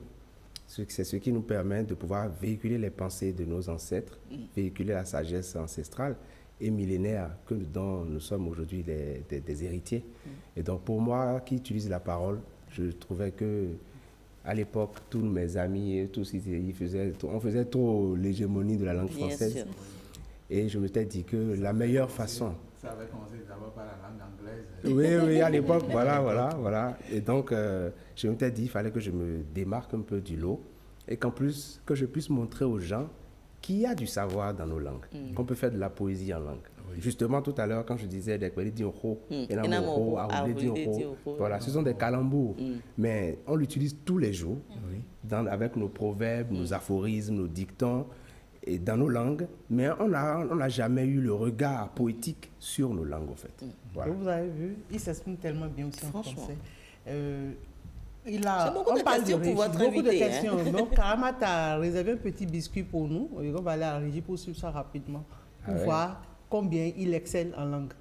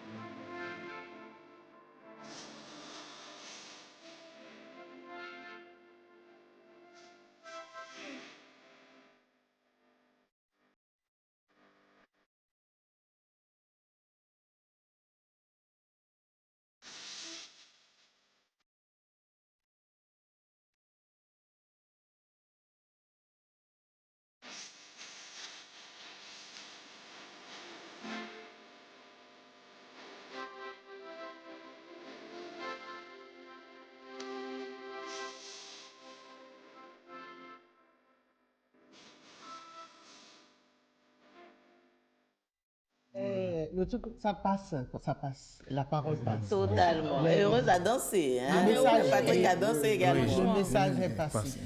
Et vous savez quoi? Je crois que c'est le clip peut-être, je dirais, que le ministère de... C'est la dernière sortie de Gopal Das. Ah mais bizarrement, il en a fredonné, il a utilisé ça pour accompagner le ministère des Affaires sociales qui menait des campagnes de sensibilisation au niveau des écoles. Et c'était impec. En fait, c'est aussi le moment de dire plutôt que, en dehors du slammer que les gens connaissent, je suis un songwriter, c'est-à-dire j'écris des chansons pour des gens, vous pouvez me commander des chansons, et je suis plutôt très doué pour les chansons de sensibilisation. Ah oui. Donc, on a vu ça. Voilà, on a vu ça. Voilà. Donc, utiliser les langues pour toucher les élèves, pour toucher les apprenantes à rester concentrés dans leur moment d'études, d'apprentissage. C'était le message que véhiculait Madame le ministre à l'époque. Oui. Et on a fait le tour du Bénin, des grands CEG dans tout le Bénin pour passer ce message-là, pour permettre aussi aux filles de parler des sujets tabous, surtout liés au sexe. Oui. Parce qu'elle est, vous savez, elle est gynécologue de formation. Bien sûr, très dynamique en tout cas dans c'était son facile ministère. Pour elle d'aborder certains sujets que des élèves ne pouvaient pas, ou des apprenantes ne pouvaient pas avoir comme discussion avec leurs parents à cause de la pesanteur sociale. Voilà. Donc, bon, Fatih, c'est une chanson que j'ai écrite. Et je vais dire merci à Nani Odjelade, une très belle voix du Bénin, oui, qui a prêté sa voix au refrain. Elle a une très belle voix. Donc c'est le message est passé. Oui, elle a aussi fait un petit couplet là. Elle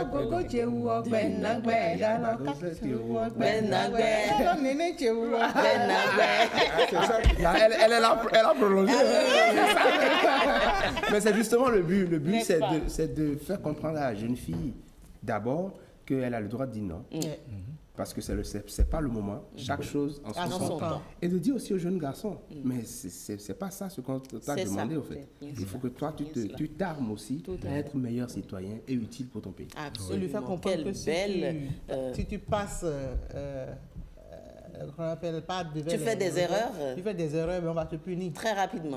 Voilà. On ne rigole plus avec la protection des femmes et des filles. Il y a des parents un peu bizarres, des papas un peu bizarres.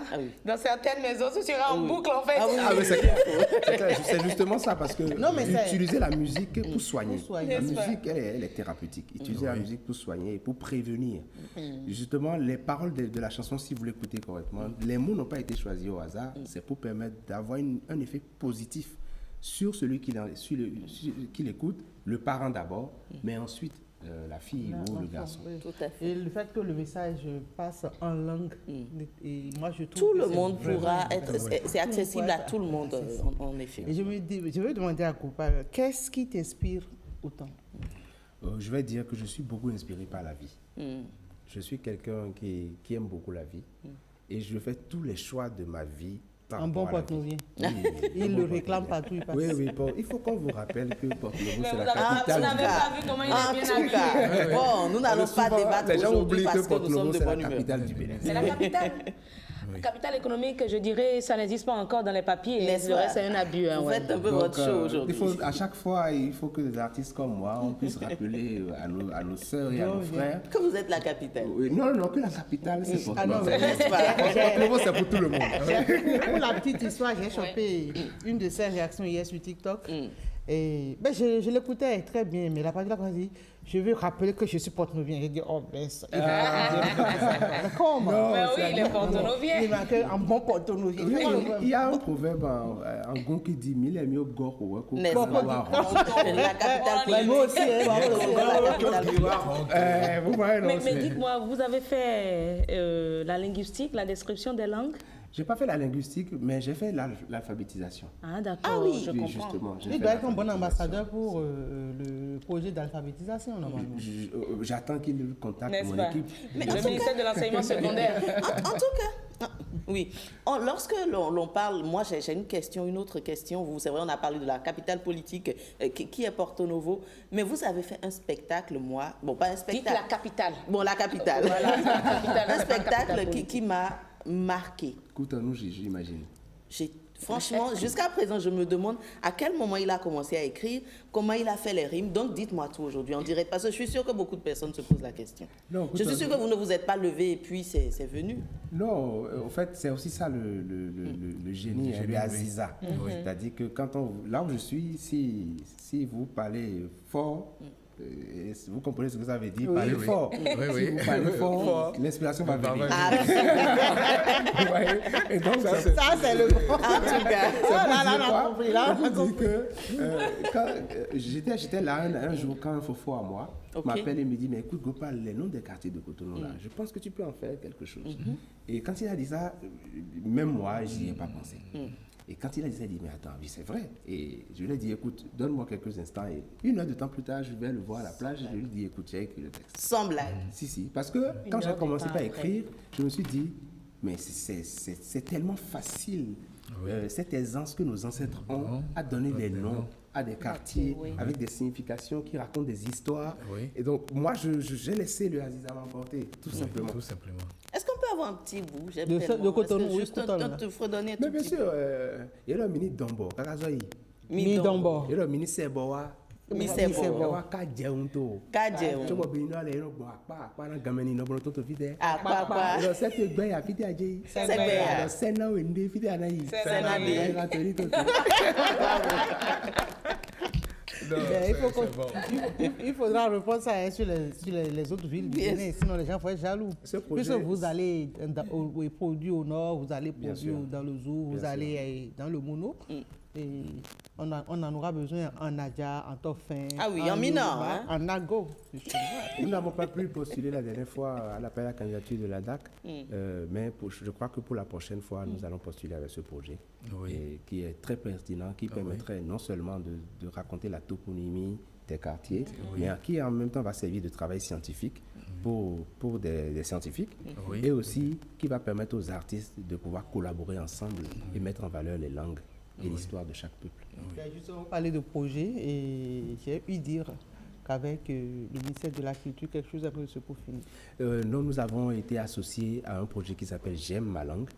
C'est le ministère du numérique, je crois. Ah, d'accord. Le ministère du numérique. Et puis, ce projet, c'est que le Bénin est en train de faire une avancée formidablissime. C'est que le Bénin est en train de créer une intelligence artificielle qui pourra parler Peul, Dindi, Gon, Fon, Mina. C'est-à-dire, la dame du marché pourra prendre son portable et dire « Blo forfait, point ennemi ». Et l'intelligence artificielle va lui dire « Ea mimbo validé ». Ah oui. Bravo. Franchement, le Bénin est en mouvement. Ah oui, le Bénin est en mouvement. Le Bénin a fait un gros travail et donc c'est un projet qu'ils ont lancé il y a une semaine et ils m'ont associé à ce projet. Et donc c'est le moment d'ailleurs de dire à tous les Béninois qui sont locuteurs d'une langue et qui maîtrisent très bien d'aller sur J'aime ma langue, le site internet.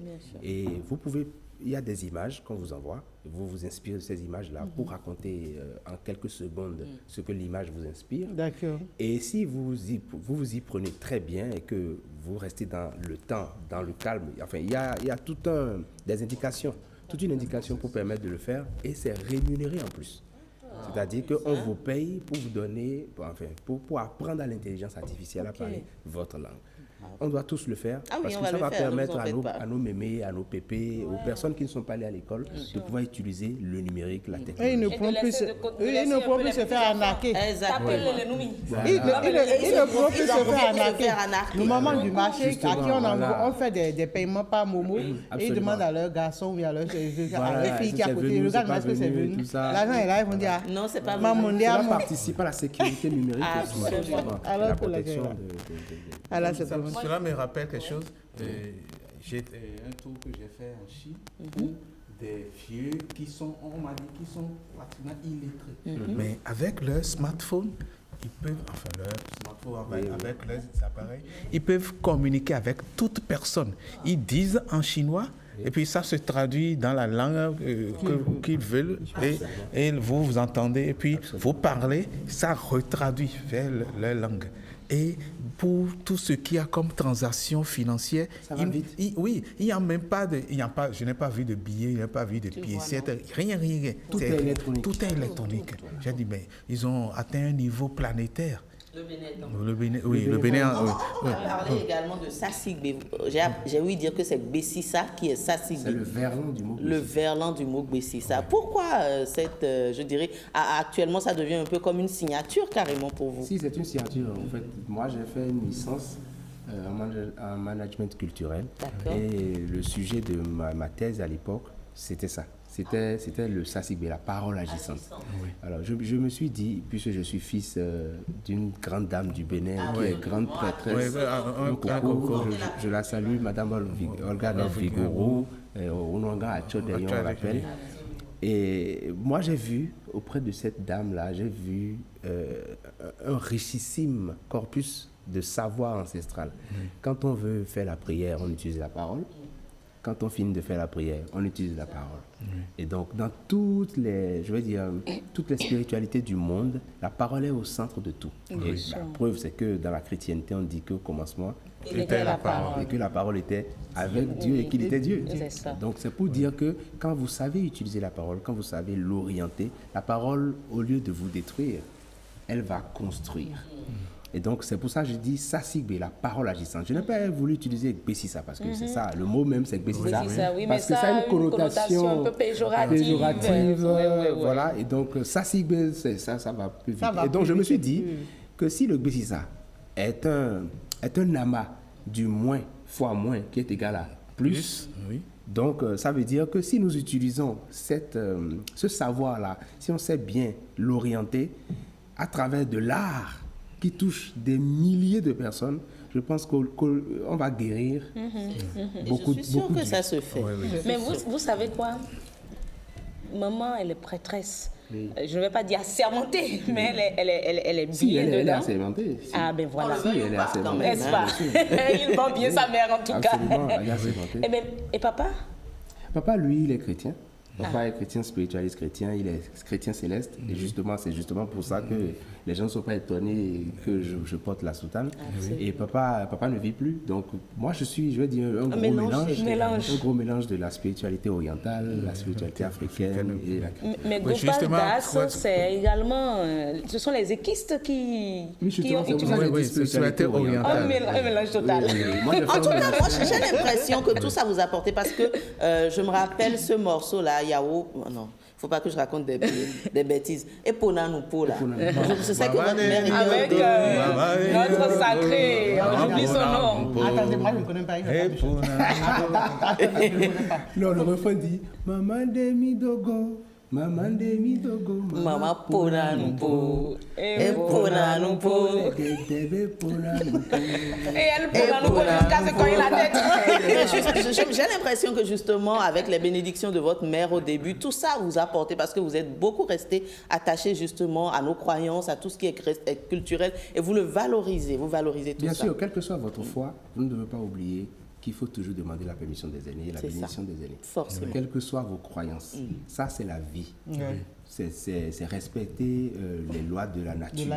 Voilà. Quand tu fais quelque chose et que quelqu'un est dans un domaine avant toi, il faut toujours aller prendre la bénédiction. Même si la personne n'est pas disposée à te la donner, il faut toujours faire le pas. Il faut savoir. Il faut faire le pas. Parce que je vous donne un poème du petit poète M. Gratien Romenou, qui dit ceci, ça s'inspire du Fa, qui dit que vous vous imaginez au bord de la mer, avec le moment où les vagues viennent se jeter à vos pieds là, que l'océan, fort de sa toute puissance et de son impressionnante immensité, qui gronde, déferle pour venir se jeter à tes pieds, te prouve qu'en dépit de ton insignifiance, il respecte en toi une part de divinité. Wow.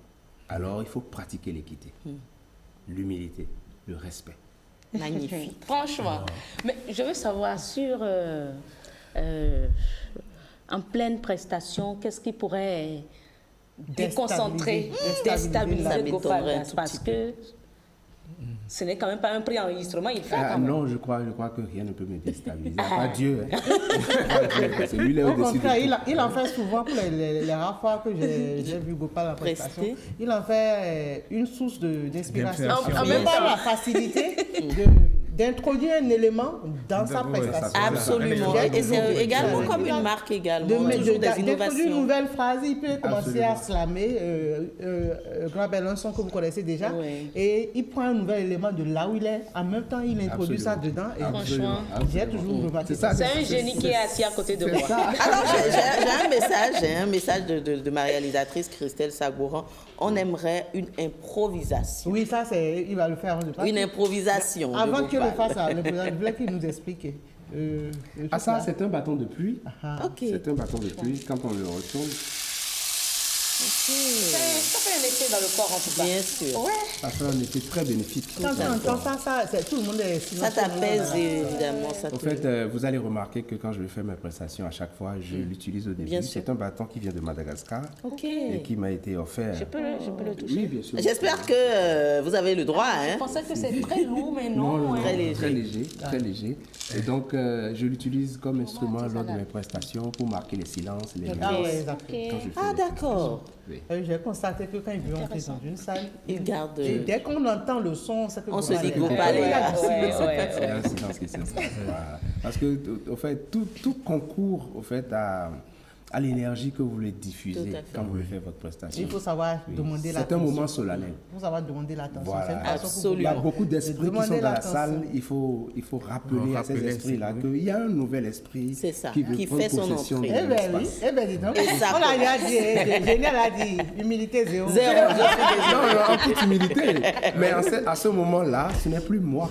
C'est le génie qui prend le dessus. Voilà. Il y a quelque chose de divin qui prend possession de l'artiste. C'est un modèle de réussite.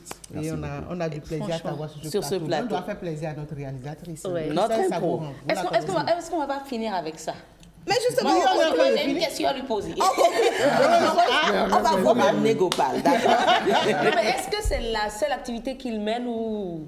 Parce que je sais que le montage, c'est au passé finalement. Alors, très rapidement, en une seconde. Non, le montage n'est pas au passé. Justement, quand vous regardez mes vidéos, tout ce que je fais, que je poste, vous allez voir qu'il y a du professionnel. Absolument. Si j'ai le regard sur tout ça. Ok, donc ça vous sert. Alors, notre impro, c'est parti.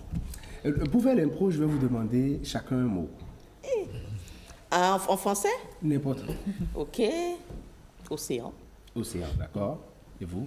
La paix. La paix. Azur. Azur. Le rire. Le rire. Si tu veux écouter la parole de tes ancêtres, prends le temps de t'écouter toi-même, car le rire te montrera le sourire de la vie. Écoute, l'océan de la paix est un vaste esprit qui prend possession des corps. Quand tu ne sais pas écouter le silence, le vacarme te fermera les oreilles. Écoute, sur la côte d'Azur, le poète prend la parole avec sa parole agissante pour s'élever au-delà des cieux, pour rappeler que même si on sait que la parole s'entend, certaines fois, la parole, elle s'étend. Aïhato Benitote. Moi, je pense que quand on a le génie, on l'a. Oui, quand on a le génie, on l'a. En fait, je le bois. Moi aussi. Parce qu'il y a des moments où d'autres personnes me disent, mais on a envie de t'écouter, toi. Oui, moi. oui. J'ai dit, mais moi, j'ai quelqu'un qui est nettement plus jeune que moi. C'est, je dirais, pratiquement comme mon fils. Bien sûr, sa maman, c'est ma C'est tout pour portrait aujourd'hui. Merci beaucoup, Ghislaine, de nous avoir fait voyager. Cette semaine, je crois que je vous dois un cadeau. Vous le méritez. Merci. En parenthèse, pour l'anniversaire de ma fille, il appelle pour oh, qu'est-ce que c'est gentil, ça. Et elle est partie. Mais vous allez désormais m'appeler pour mon anniversaire. Hein? Là, il faut passer voir la dame. Il n'y a pas de souci. Il n'y a pas de problème. Merci beaucoup. C'est tout pour portrait. C'est vrai qu'il a un coup de gueule, mais ce n'est pas le plateau. Non, c'est même pas un coup de gueule. C'est même pas un coup de gueule. Voilà, on a vu ça sur les réseaux. Oui. Alors, on va conclure rapidement parce que vous savez, c'est une question de temps. Et là, nous avons complètement dépassé le temps. Et on va installer le plateau de Heureuse, c'est Instant Santé. Merci beaucoup, Gopal Das.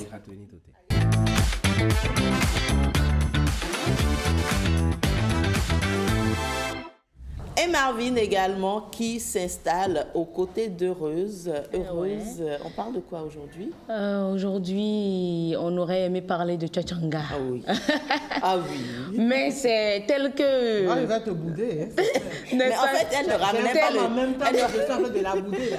Non, tel que le sujet a été apprécié par l'équipe éditoriale. Moi, franchement. Déjà, il n'y a même pas d'excuses. Non, mais rassurez-vous, elle ne ramenait pas du Tchotchanga. C'était pour nous dire de ne pas en consommer. Oh non, mais on était prêt à lui répondre. Là, elle nous prend au moment. Ne vous en faites pas. Prenez pas. votre mal en patience. La spécialiste ou le spécialiste sera là incessamment pour franchement conseiller, surtout les hommes, parce que quand vous voyez une femme là-bas, c'est un homme qui l'a conduit là-bas. Ah non, Ah non. En général. Ok. En général, oui, en général. Mais on va parler plutôt des types de lait que nous avons. Parce que justement, cette semaine, on nous a dit de faire attention au lait. C'est ça. Alors, on y va. Comment? On en a tellement sur le marché et je crois que ça fait partie des aliments de base de notre petit déjeuner. Tout à fait. Que nous soyons dans une zone reculée ou en ville, on fait quand même tout pour avoir du lait à côté. Alors, il faut dire qu'on a plusieurs types de lait.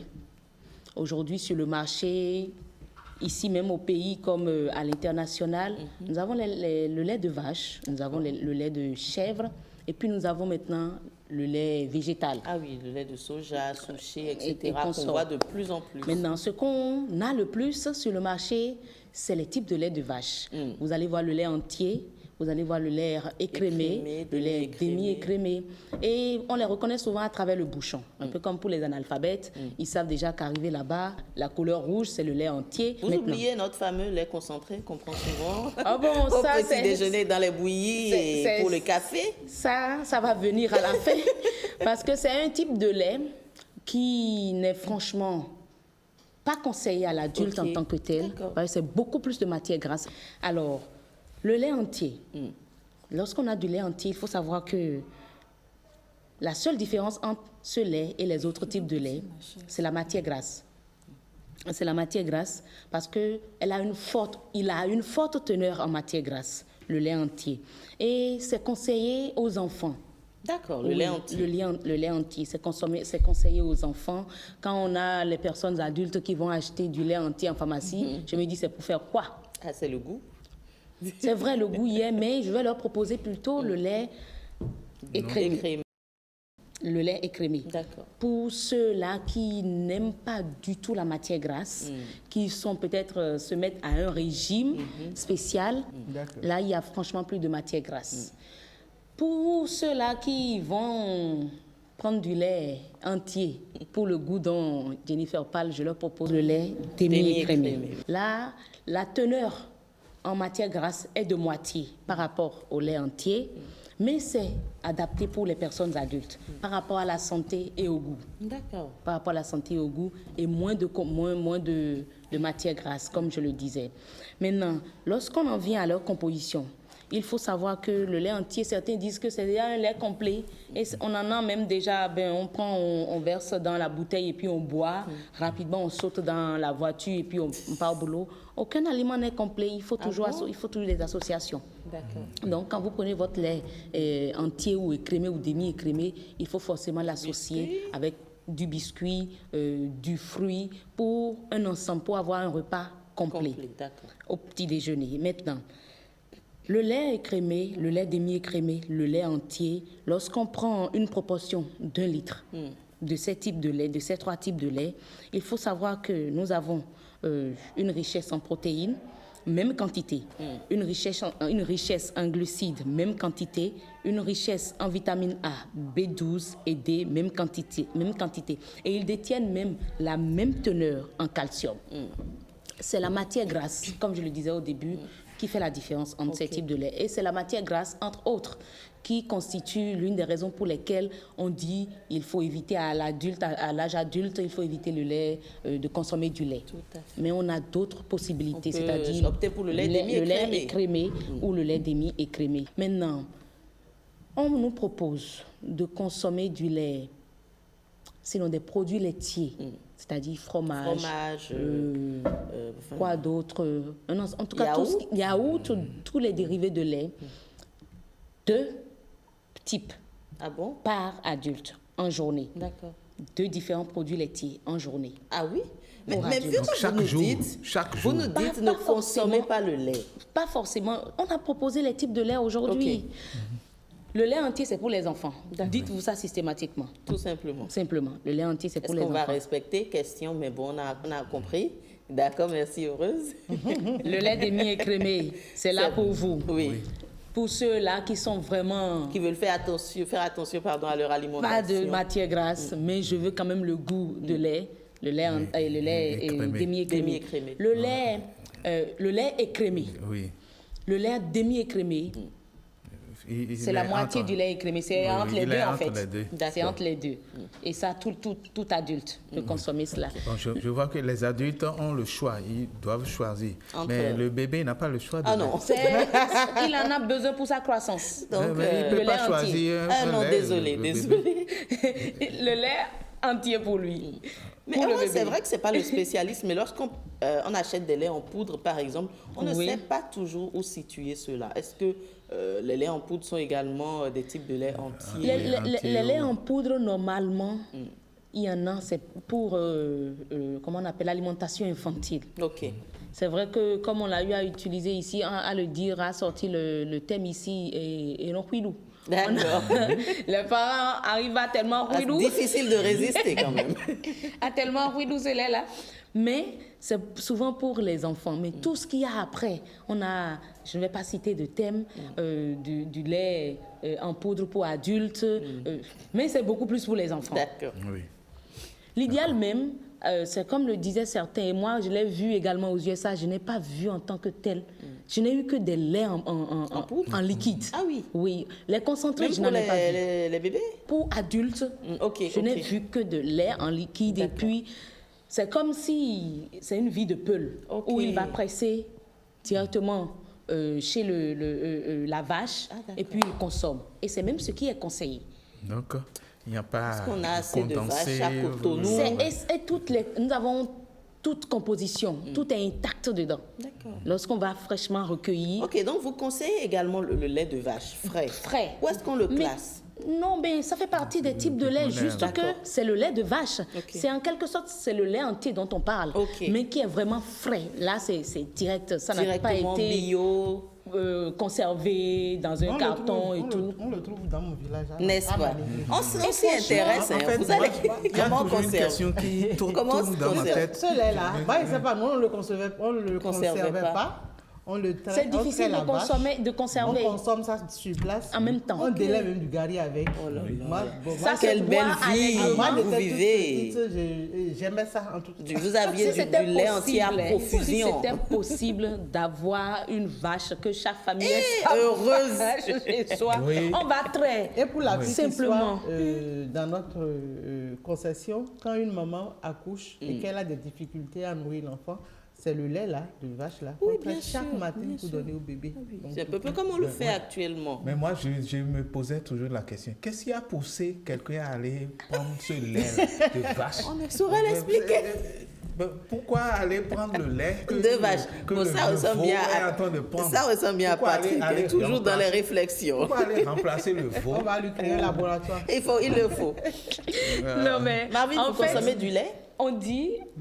Quel type de lait? Elle en a besoin. Mais elle n'en consomme pas suffisamment. C'est sûr. Quel type de lait vous consommez? Qu'est-ce qui vous prouve qu'elle n'en consomme pas suffisamment? Il faut qu'on aille lui chercher le lait de vache qui reste là.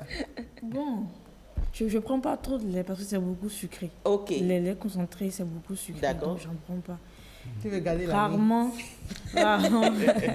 J'aime des trucs trop sucrés, c'est pas bon pour la santé. Tous les laits en poudre. Tous les laits en concentrés, franchement, moi, je vais proposer qu'on supprime. Oui, parce que c'est une transformation terrible. Et là, c'est de parfois, ou si vous en voulez, il faut vérifier s'il n'y a pas de l'huile rouge, parce que c'est de l'huile rouge transformée. C'est ça. Le truc est blanc. On a le temps d'aller vérifier ça. C'est tellement une raison pour laquelle ça permet également de faire les toffees et qu'on sort. C'est ce qui est disponible, c'est non, c'est pas ce qui est disponible. On a le lait de vache. Elle en a consommé. Bon, ce qui est accessible. Parce que voilà, vous sortez de chez vous, vous êtes sûr d'avoir du lait concentré tout de suite pour régler c'est pour éviter tout ça que il y a certains qui optent aujourd'hui pour le lait végétal. Oui. Et tu peux faire même ton lait végétal. Bien sûr. L'autre, comment il s'appelle? Benoît Patrick. Ah oui, il m'a donné une astuce. Vous les partagez avec les téléspectateurs? J'ai fait le lait végétal, le lait blanc comme ça. Je l'ai fait avec... Du soja? Non, cajou. Sans blague. Il y a le lait de cajou. Comment on fait ça? Franchement, mais... On a le lait de cajou. Et très facilement fait. Vous voulez donner la recette? Après. Elle a oublié. Elle a oublié. Elle a oublié comment elle a fait. Je vais appeler Patrick Benoît pour rappeler ça ici. On va mais on a essayé et puis on a eu le résultat. Oui. Et moi, j'en ai consommé. Ça peut se faire un peu comme on a tout type de machine aujourd'hui grâce à la Chine. où vous pouvez avoir votre petit appareil avec vous pour transformer même de l'huile de maïs, pour avoir de l'huile de cidre, de l'huile d'arachide. Tout est à disposition pour être indépendant et consommer bio. Alors, heureuse, on savait que si vous nous parlez du tchétchenga, c'est pour nous l'interdire. Mais lorsque vous parlez de lait qui est essentiel, vous deviez venir avec du lait écrémé, demi-écrémé, pour nous permettre de déguster. Il y a tout ça à la fin et faire le plateau. point aux téléspectateurs. Ça, c'est un très beau mensonge. Il y a tout ça à la fin Quand du c'est plateau. moi, c'est bonbon là, on donne maïs à suivre. C'est un très beau Et quand mensonge. c'est oui, il faut descendre du jamais. Sortez le lait. En tout cas, à défaut du lait, Ghislaine m'a donné du très bon thé. Non, moi, je ne parle pas du... Je vais revenir pour vous parler du thé. Le thé est bon pour la santé. Non, mais il faut... Ce que vous faites là, c'est en quelque sorte une automédication. Mais c'est du thé. Le thé, c'est également un médicament. Il ne faut pas consommer le thé que l'autre consomme sur la base de ses besoins. Vous avez dit prévenir que guérir. Elle dit prévenir que guérir. Elle veut nous empêcher de manger. Tu vois ta vie heureuse. Ma vie est comment? Tu vois ta vie heureuse. Elle ne connaît même pas la composition du thé. Dès qu'elle entend du thé, tu ne sais même pas ce qu'elle dit. Donc, en fait, c'est selon des... Non, il y a du... You see your life. Moi, j'ai l'odeur du thé que vous consommez. On va écouter plutôt. J'ai l'odeur du thé qu'elle consomme, raison pour laquelle je parle. On peut avoir de la citronnelle et faire simplement le thé, ça c'est bon pour tout le monde. C'est bon, docteur heureuse. Merci. Sinon, on va finir par ne plus rien manger. C'est ça, à un moment... Oui, c'est le berger sénégalais qui allait voir son vétérinaire. Vétérinaire, mon veau, il est des malades. Le vétérinaire lui dit, mais c'est quoi le veau? Il dit, mais toi, tu es vétérinaire. Tu ne connais pas le veau, le petit de la vache.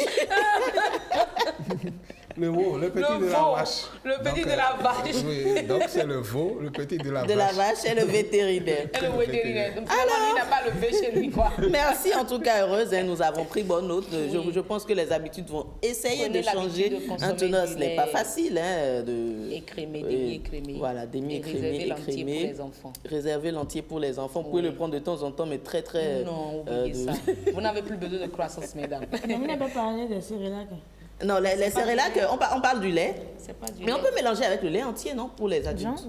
Mais non, pourquoi le lait entier? Parce que ce sont les habitudes. Mélangez ça avec... Pardon, là, il faut laisser heureuse. En tout cas, on l'aura compris. Mélangez ça avec le lait demi-écrémé. Alors, elle insiste. Vous avez les cornflakes. Mélangez ça avec du lait demi-écrémé ou du lait écrémé. C'est compris, heureuse, on a pris bonne note. On va désormais prendre les bonnes habitudes de santé. Merci pour ce sujet très intéressant d'actualité. On a le lait dans notre vie de tous les jours. On passe à présent à éducation aux médias. Marvin a des choses à nous dire.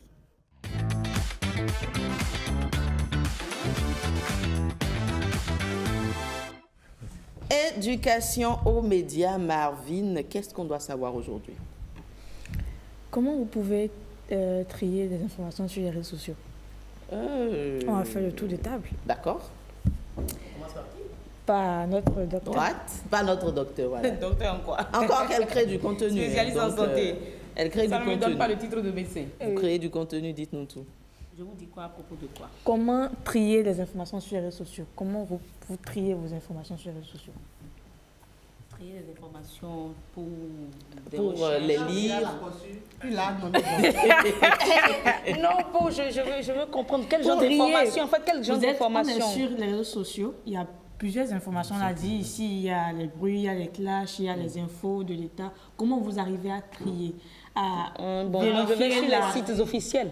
Je vais sur les sites officiels. Sur les sites? Oui, tout simplement. Maintenant, si quelqu'un apporte une information dans les réseaux, je vais toujours vérifier à propos le site la structure qui parle de qui s'occupe de ça. Et puis, je vais sur ça pour vérifier la véracité, là. Voilà. Je peux être honnête? Oui. Je ne trie pas. Je ne trie pas, je crois que je fais confiance. Donc vous consommez tout? Non, vous faites confiance à qui? Je ne consomme pas à la rue. Je ne consomme pas tout. Je fais confiance à l'algorithme et à, je dirais, un peu mon cerveau, si je puis dire. Après, quand je regarde certaines choses, vous nous avez beaucoup parlé de l'IA. Quand je vois certaines choses, je me dis, ça c'est l'IA. Je ne vais pas nommer, il y a par exemple un chaton qu'on voit un peu partout. J'arrive à faire avec, je dirais, avec mon intelligence. Oui, donc l'esprit de discernement. Voilà, l'esprit de discernement, Okay. voilà. Mais moi, par exemple, je fais comme Jennifer. Quand je lis une information sur Facebook, par exemple, je vais rapidement sur mes groupes d'échange d'informations sur WhatsApp d'abord, pour voir si l'information est en train de passer. Et quand c'est quelque chose d'intéressant, sinon je ne m'accroche pas du tout. Ouais. Et si ce n'est pas ça, je vais sur Google pour taper d'abord peut-être le premier mot intéressant pour voir s'il y a une information ou s'il y a un site officiel qui l'a publié.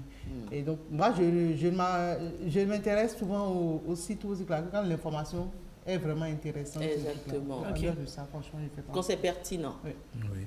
Et parfois, quand je veux avoir la confirmation, je peux faire copier et je viens coller sur un des réseaux, notamment sur WhatsApp, les groupes d'information que nous avons entre collègues, confrères, et je demande, est-ce vrai? Peut-être que quelqu'un a déjà la confirmation. Tout à fait. Voilà. Oui. Chez moi, je voudrais utiliser le mot utilisé par Go. Je vais sur Gloglo. Oui, en fait, c'est Google qui me permet. Comment il dit? Gloglo. Gloglo. Qui me permet de comme le dit trier. Ma fille, il faut demander à tonton Google. Tout simplement. Non, mais comme elle l'a dit, Jennifer, parfois ce sont les informations qui me trient. Pas que je trie les qui vous trie. Oui, en fait, parce qu'avec les algorithmes, comment on avait dit quand vous visitez beaucoup de choses. Je ne visite pas souvent, enfin tous les sites en désordre. Donc ce qui fait que ce qui vient vers moi, c'est souvent des informations bien vérifiées ou à peu près vérifiées. Ça. Je pense qu'on avait dit, donc ça prouve encore une fois que... Voilà. Donc il y a le tri, moi je vais proposer juste 3 règles de filtres. Les experts recommandent de vérifier une information avec 3 filtres rapides. Oui. Il y a la source, aller sur Google, le média fiable ou encore si c'est un compte anonyme pour voir. Donc c'est toujours important, comme Ghislaine l'a dit. Et quand on rédige des articles, en fait, il y a des trucs qu'on appelle le SEO, qui permet en fait ce sont des mots-clés qui permettent de voir rapidement l'article. Donc si une personne écrit l'article sur Bonjour le Bénin, il suffit juste de mettre Bonjour le. Vous allez voir la suite, le Bénin, parce qu'il y a eu un mot-clé qui était ça. Donc ça permet en fait de vérifier le contenu de l'article pour voir si c'est conforme à ce qui a été publié sur les réseaux sociaux. Ensuite, il y a la preuve. Est-ce qu'il y a des chiffres, est-ce qu'il y a des documents, est-ce qu'il y a des liens officiels? Il y a des personnes qui insèrent des liens. On a eu le cas des personnes qui avaient rédigé le mémoire avec ChatGPT dans le temps. Bien sûr. Et il y avait des les liens, fameux, parce que ChatGPT a recommandé des liens, mais ils n'ont pas pris en fait le temps d'aller vérifier si ces liens étaient corrects ou pas. Donc c'était lors de la présentation qu'on clique sur le lien, ça fait page inexistante. Parce que en fait, ChatGPT peut te générer des liens. Bien évidemment, parce que c'est un mélange en fait de code qui peut générer des liens à n'importe quel moment. Donc il faudrait quand même vérifier pour voir si le site est vraiment fonctionnel, mais si le lien est vérifié. Ensuite, en fonction du post, il faut voir si ça touche votre émotion. J'ai dit ici hier, quand il y a des posts en fait, qui énervent ou bien des messages qui tentent en fait d'offenser, il faudrait prendre le silence et observer et revenir après. Donc c'est ça en fait pour faire le tri. Maintenant, pour hiérarchiser, vous l'avez dit, vous avez l'habitude de visualiser des posts vérifier. Donc l'algorithme vous référencie que ça. Dans ce cas, maintenant, on va parler de hiérarchisation. La méthode importante, c'est il y a l'important, il y a l'urgent et il y a le brut. Donc il y a ces 3 cas sur les réseaux sociaux, l'important, l'urgent et le brut. Donc ces informations, quand c'est technique, c'est surtout utilisé par les journalistes. Et quand c'est important, c'est que ça impacte ta vie, ton travail, ton pays. Il y a changement, par exemple, on a parlé des plaques. Pas les plaques, les vitres qu'on devait changer. Tout à voilà. Teinté. Voilà. Ça, c'est important. Urgent, c'est que info qui demande une action immédiate. Donc, alerte sécurité. D'accord. Comme, par exemple, la fermeture de la route de Védocor, là. Voilà. Donc, c'est une information urgente. Maintenant, il y a les bruits. Les bruits, c'est ce qu'on vit actuellement sur les réseaux sociaux. Clash, drame, polémique et buzz. Et en fait, ça a été prouvé que 80% de ce qu'on consomme, c'est que des bruits. Parce que les informations sont souvent submergées. Les informations importantes et urgentes sont souvent englouties en fait par les bruits. Parce que les bruits, ça, c'est créé par des personnes influentes. Donc, ça fait les partages, ça fait les effets dominos. Maintenant, il y a l'injection. Pour la digestion, pour pouvoir digérer une information, comment vous devez faire? Il y a la règle des 5 minutes. Les psychologues recommandent qu'il faut 1 minute pour résumer l'information. Si on ne peut pas l'expliquer, c'est qu'on ne l'a pas encore comprise. Quand on a une information comme ça, il faut 1 minute en fait pour l'expliquer. Ensuite, il faut 2 minutes pour comparer avec une autre source. Je viens de voir que Ghislaine fait la pub d'une marque de savon donnée. J'ai vu l'image, c'est ChatGPT, je ne sais pas si c'est ChatGPT ou pas. J'ai 2 minutes en fait pour vérifier. 2 minutes, c'est que j'écris à Ghislaine. Alors, est-ce que tu fais pub pour telle personne? Elle me dit non, je fais ça en 2 minutes. On comprend que c'est généré par l'IA. Voilà. Maintenant, 2 minutes maintenant pour réfléchir, qu'est-ce que je fais avec ça? J'ai la vidéo de Ghislaine qui fait la pub pour savon. Ghislaine, c'est mon amie. Si je veux soutenir Ghislaine, c'est que je vais relayer pour dire acheter à Ghislaine.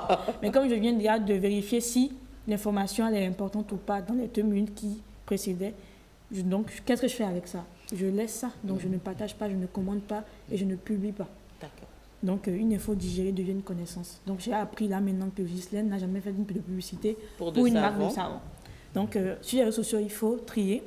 Il faut hiérarchiser et il faut maintenant digérer. Merci beaucoup. Trier, hiérarchiser, digérer. Merci pour les cours, Marvin. Vous changez un peu nos habitudes par ici. Et alors, la TikTokeuse malienne qui a été exécutée en public, il faut trier, il faut digérer. Reste à voir si c'est une bonne si c'est une véritable information. Je ne sais pas encore si c'est vrai parce que je n'ai pas été sur TikTok. On vous envoie en mission. Oui, je vais voir.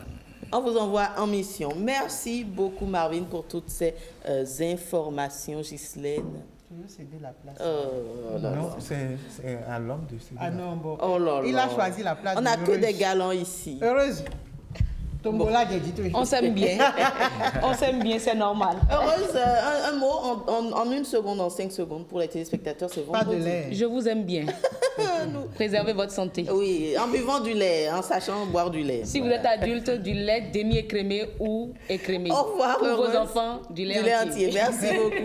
On se retrouve très prochainement. Heureuse vous se déplace à Marseille. C'est l'heure, mesdames, messieurs, de la revue de presse.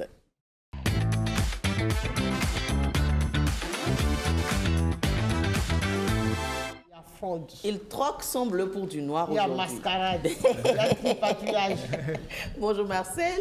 Jennifer, bonjour. Bonjour à tous, bonjour à toutes. Comment allez-vous? Très bien, merci. Il y a fraude, vous étiez en bleu pourtant.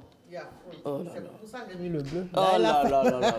Il nous a tous plantés sur ce plateau. Alors Marcel, présidentielle 2026, la Cour lève le dernier voile. La Nation décrypte l'instant politique dans sa grande salle d'audience aux colonnes solennelles. La Cour constitutionnelle tranche et valide d'une voix ferme les duos Wada Intalata et Hunkwe Nwanu pour le rendez-vous suprême du 12 avril 2026. Le journal raconte tel un maître de cérémonie judiciaire comme la décision EP 25012 vient clore la longue marche administrative et surtout lever les dernières brumes, les fameux examens médicaux, ultimes gardiens de l'article 44, ce passage obligé où l'aptitude physique et mentale s'érige en verrou républicain. La Nation, quotidien de service public, atteste que le Collège des médecins a parlé et que les duos sont jugés aptes. Désormais, le chemin de la campagne peut s'ouvrir comme un boulevard politique que plus rien n'obstrue. Dans un souffle final, le quotidien proclame « Oui, il n'y aura que 2 duos, 2 visages, 2 lignes et peut-être même 2 visions pour chercher à incarner le destin du pays. » Fraternité épouse et renforce l'information, le même verdict, la même audience, la même décision, mais avec ce ton d'évidence journalistique qui scelle le consensus. Les jeux sont faits. Les candidats sont 2, les portes sont ouvertes. Le journal retrace la mécanique institutionnelle, la Sénat qui examine, les médecins qui auscultent et la Cour qui sanctionne d'un sceau définitif. Aucune emphase, mais une certitude, la présidentielle 2026 est désormais entrée dans sa phase décisive, guidée par une légalité robuste et un calendrier qui s'accélère. L'événement précis, lui, déplace le projecteur, car pendant que les candidatures se verrouillent, les alliances, elles, recomposent. Le journal raconte l'arrivée remarquée de 6 députés ayant démissionné des démocrates venus frapper à la porte de la mouvance présidentielle. Ils sont accueillis, presque courtisés, par 2 poids lourds du système, Abdoulaye Biotchane, patron du bloc républicain, et Joseph Djogbenou, chef de l'UPR. La scène au siège du BR se déroule comme un préambule politique, raconte l'événement précis. Sourire crispé, poignée de main, ferme regard lourd de sens. Patrick Divot, porte-voix du groupe, confie et explique. Ils sont venus poser les bases, chercher une collaboration future, entrer dans la nouvelle dynamique de la main tendue du chef de l'État. De duo bientôt en campagne, les négociations et recompositions en cours, et le Bénin, lui, entre peu à peu dans l'épaisseur de son destin démocratique. Et la HAC, Marcel, qui a frappé fort hier. La HAC, gardienne de l'éthique, vigie silencieuse du paysage médiatique, réorganise, assainit, retrace les lignes de force du secteur audiovisuel. Le journal déroule les décisions tombées comme un couperet institutionnel ce jeudi 13 novembre. Une série de mesures fermes assumées pour redresser un espace médiatique où trop de dérives menaçaient d'étouffer la rigueur. Le Progrès relate que la HAC retire sans trembler des cartes de presse à des journalistes qui n'en remplissent plus les conditions. Un geste fort, un signal envoyé de toute façon comme pour dire la profession n'est pas une parure. Elle exige un socle. Puis le Progrès enchaîne sur le volet radiophonique. Les fréquences de Koufo FM, Haïfa FM, Urban FM, Nostalgie FM, Mifon FM sont retirées parce que les obligations contractuelles depuis des années étaient restées lettres mortes. Et l'une des mesures les plus marquantes, la fermeture temporaire de Radio Océan FM sanctionnée pour violation répétée de l'interdiction concernant la publicité des produits médicaux au Bénin. Une décision lourde à la hauteur des récidives, raconte le Progrès. Le journal souligne avec équilibre que pendant que certaines structures disparaissent, d'autres naissent, émergent et s'installent pleinement dans la légalité. Plusieurs journaux voient leur existence officialisée, leurs efforts reconnus, leur conformité validée désormais. Dans son analyse, le Progrès rappelle que ces décisions ne sont pas des coups d'éclat, mais la traduction d'une volonté ferme de réaffirmer le cadre légal, de protéger la déontologie, de renforcer l'intégrité médiatique au Bénin. Merci beaucoup, Marcel, pour toutes ces informations, belles informations, très, très utiles. Quelqu'un s'occupe également de la déontologie sur ce plateau, n'est-ce pas, Patrick? Oui, avec la déontologie. On a remarqué que les journaux, vraiment, c'est comme s'ils se foutent, excusez l'expression, de la déontologie et de l'éthique. D'accord. Alors, il faut désormais avoir certains journaux. Il faut avoir les bonnes habitudes. Marcel, Marvin, Patrick et Ghislaine, c'est tout pour cette semaine. Je vous fausse compagnie. Et c'est parti. Oui, c'est parti pour quelques jours sans moi. Je vais me reposer, vous allez me manquer. Vous allez me manquer, mais pas trop. Non, ça va aller. De toute façon, on est ensemble. On est ensemble dans les couloirs de l'ORTV. Merci. On va faire le week-end ensemble. N'est-ce pas? Merci à vous de nous avoir suivis. Merci de nous avoir accueillis chez vous tout au long de cette semaine. Merci également à l'équipe technique qui nous accompagne depuis lundi. Arnaud Tosset, Sylvanus, Précieuse Zanou. Bon, voilà, je cite tout le monde. William et Christelle Sagouran à la réalisation, accompagnée de Émile Huenagnon et bien sûr notre chef d'édition de tous les jours, Karamat Agbataou. Mesdames, Messieurs, c'est tout pour aujourd'hui et pour cette semaine. On se retrouve très prochainement.